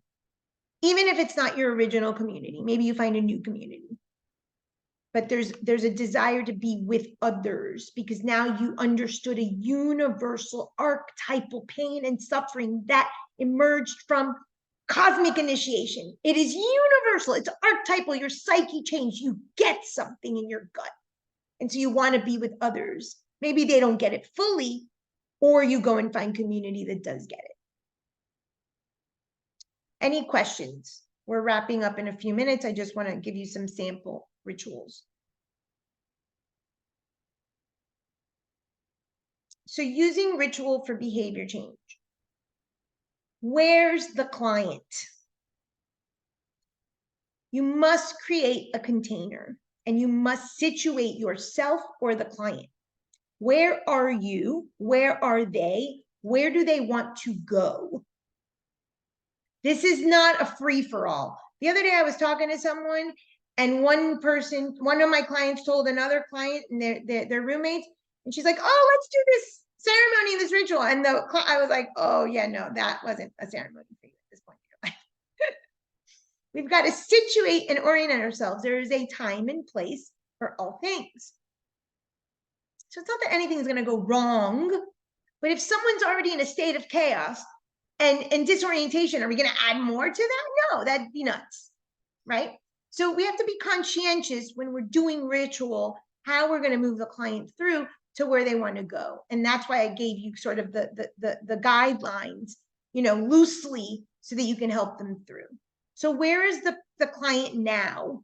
Identify where in the belief and behavior change process the client is currently. Do they want to change? Some people can be pre-contemplation or contemplation. I'm sure you guys covered Prochaska and DiClemente's trans-theoretical model of behavior change. Maybe they're just thinking about it. They threw their gym shoes in the trunk, but they're not ready to buy the membership at LA Fitness. So that person may not be ready for some cosmic shock. They may not be ready for initiation. Maybe you send them to walk the labyrinth. Maybe you have them open sacred space and say, give me the stamina to maybe one day pay for the membership. Something soft, something mild. Where are they? They want the change, then let's push them through that birth canal. Initiate them. Are they already disoriented? Did they just get a medical illness diagnosis? Are they in the midst of a divorce? Did their child die?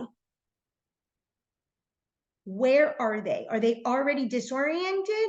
Then we want to start leading them back to some stabilization. They want to change, let's shake it up and push them into that liminal space. And if they've been in a liminal space for a very long time and they're just addicted to that, because people do get addicted to the chaos.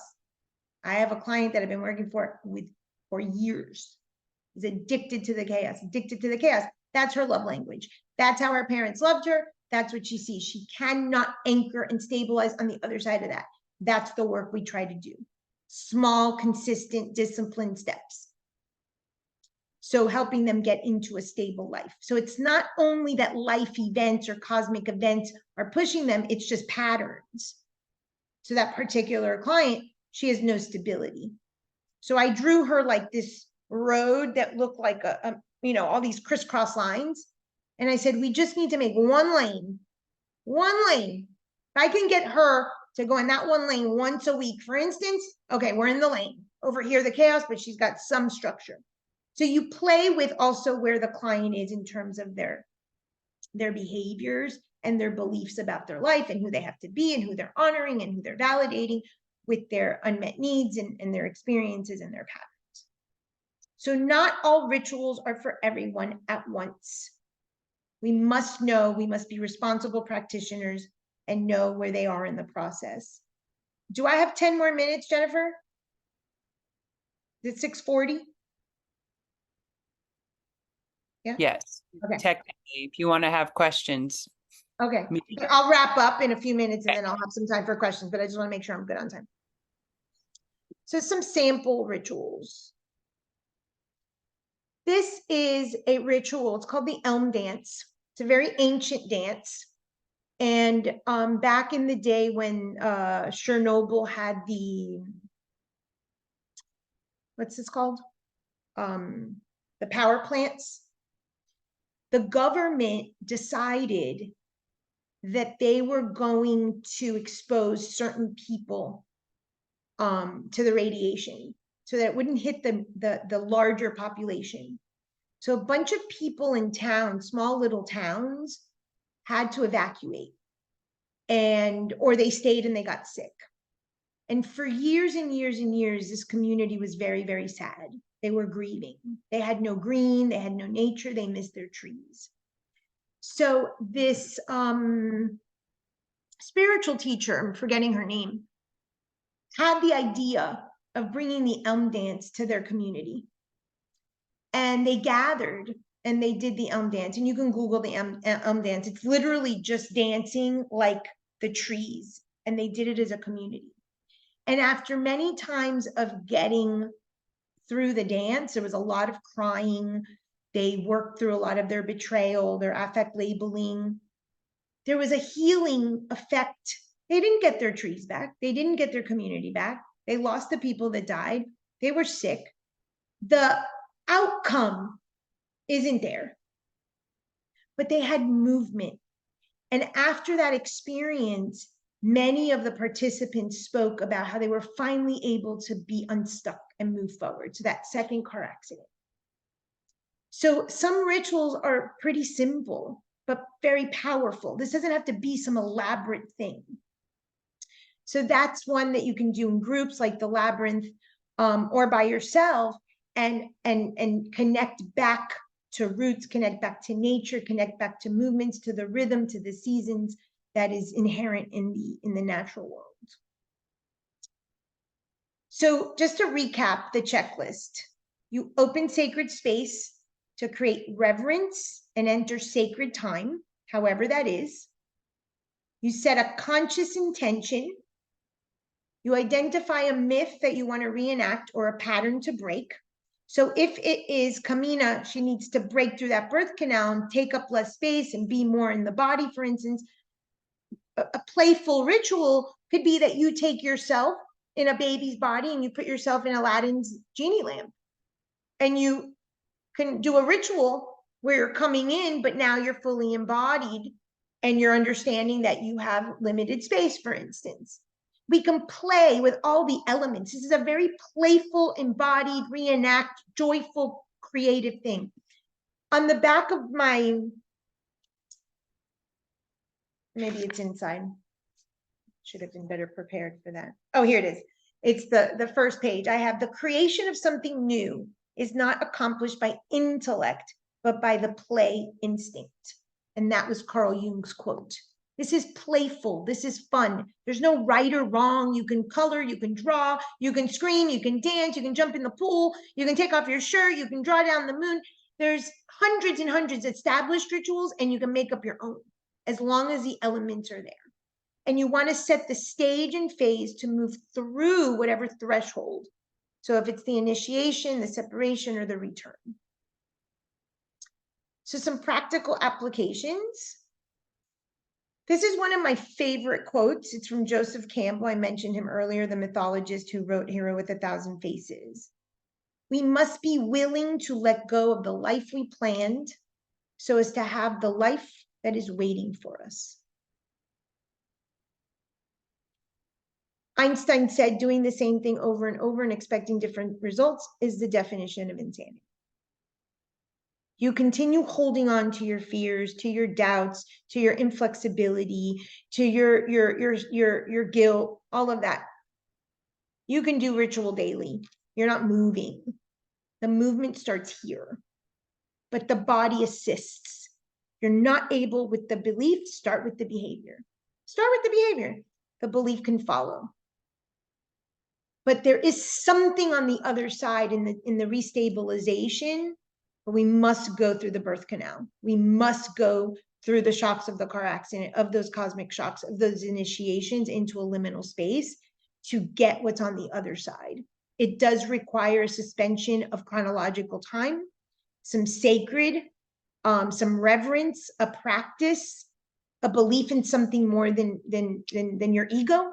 Those are elements that are required, and ritual really is a beautiful way to help us in the form, because we're doing paper, we're doing construction projects, or we're dancing, or we're creating a fire. that we can see the anchoring point that's going to get us to the other side. So myth reenactments are wonderful. Pick a myth, any culture, any tradition, doesn't matter. And here's one I use. I mentioned it before. Demeter, Persephone, and Hades are the main characters. Demeter's daughter was abducted by Hades. Persephone was forced to marry Hades. Hades let Persephone come and go so she can spend half the year with her mother, half the year with him. Zeus mediated that Persephone could be returned to her mother. Demeter, while she was grieving, met an old wise woman named Balbo and helped her regain some fun and joy in her life despite her daughter being gone. Persephone was married to Hades and learned to really like the liminal space when she was down in the underworld, because now she was sovereign and she wasn't the daughter of the mother, but now she was a queen. All the characters, if this is a myth that you resonate with, or you feel that you've lived some sort of version of this, look at it from a different angle. Look at it from Zeus. Look at it from Hades. Look at it from Demeter. Look at it from the underworld. We have to be willing to find a different perspective. Same myth. Our story is our story is our story. Our trauma is our trauma. You cannot go back and undo that. But can you see it from a different perspective?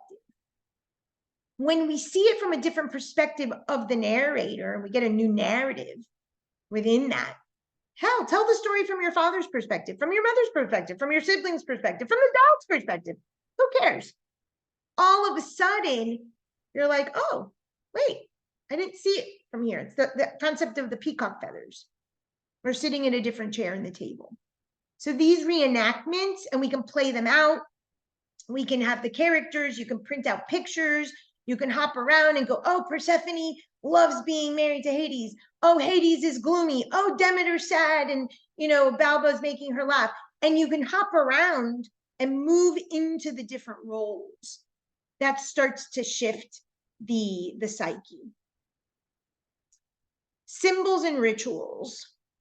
Is there a symbol that is recurring in your life? Did you grow up in a place where there's like a very special rock or a special mountain that people go? It became, a thing about your town. That could be something that you can connect to that symbol and what that speaks of about you. In my story, it's the ocean.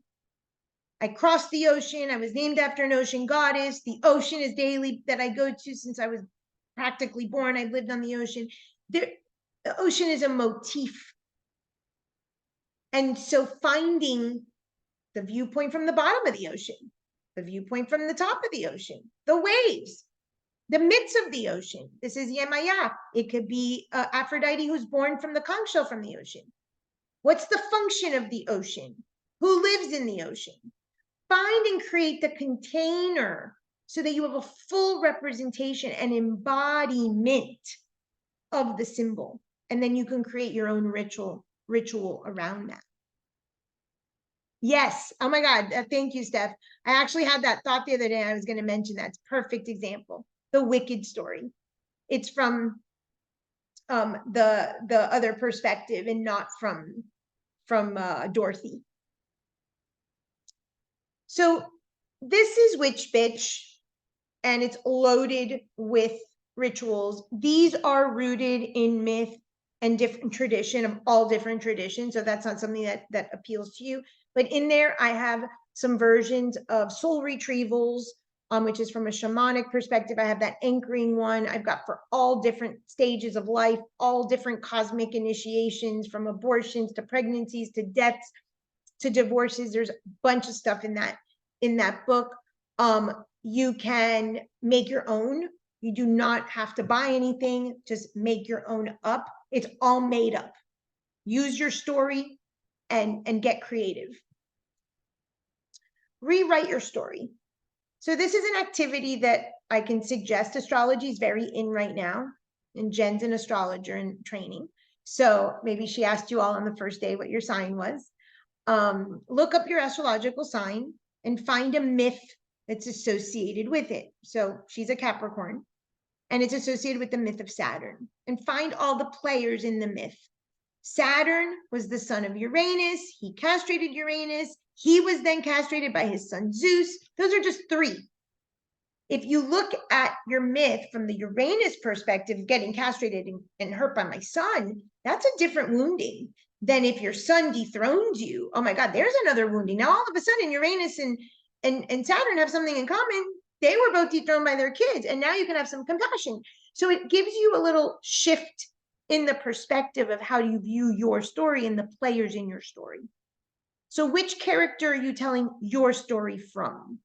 What happens in your life and psyche when you tell it from another perspective? You can also pick your favorite fairy tale, movie, TV show, and which is your least favorite character.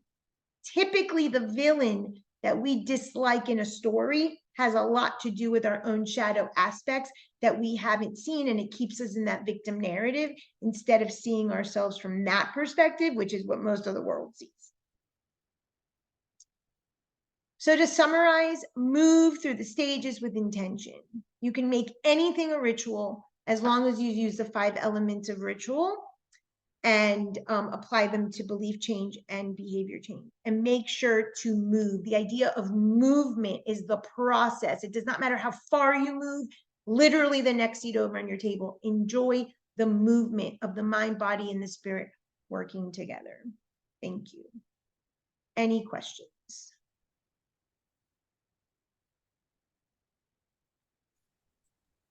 Mine isn't necessarily a question so much. This is just so interesting. I think I've gone through a big like deconstruction of my faith in the last handful of years, and just that loss of religious ritual that's so, you go through milestones and you go through community, and like there's so much I think that a religion builds in that's so nice. And so deconstructing it is like, okay, like what's left? And it's nice to hear that like rituals are just made up. And so I can just create them, especially having small children, thinking like, how do I recreate this, like really the things I loved? And so I think it's just like that permission to just be like, whatever. As long as it's meaningful and like that, they're, yeah, just using what's around you and making it meaningful.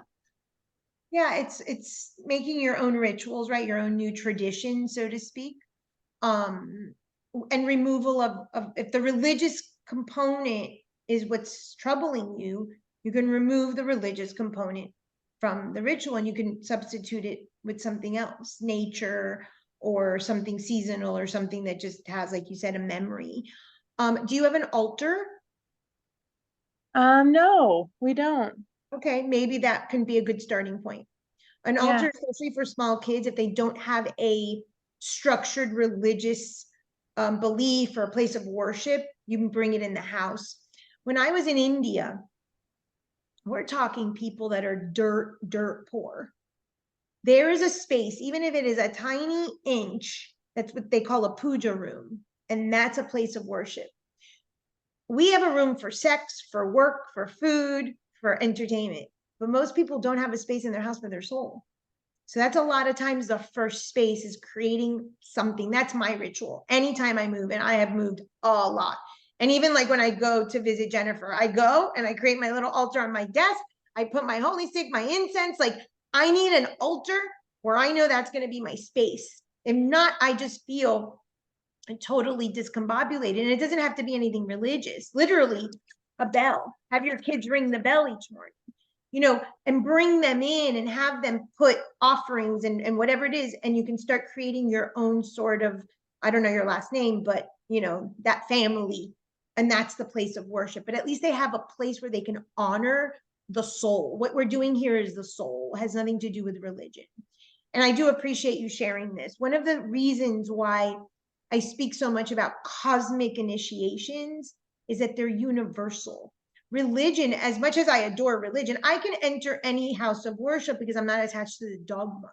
So part of your deconstruction myth was the dogma. But the cosmic universal mythologies of death, rebirth, the Jesus story is something from ancient Babylonia long before Jesus, which was the Inanna story. They're just stories. So have your kids write new stories and invite that in that way, because it's really just soul attention. It's not dogma and religious attention, if that helps. Yeah, for sure. That makes a lot of sense. Any other questions? Well, thank you very much. I appreciate it. And congratulations to all of you almost finishing your program. And my website is dryahia.com. You can also find me through the school, the Hidden Truths College. And this will be posted on your D2L and the slides as well. And if you have any questions, Jen, you can provide my contact and you guys can reach out to me. So just give me a second. I want to close the space. So just like you open the space, you close the space, and it really can be something. See you next time. Thank you, thank you, thank you. You know, closing sacred space. This is not something formal. If you have the time and you want that type of reverence of practice, great. But if not, just closing the space.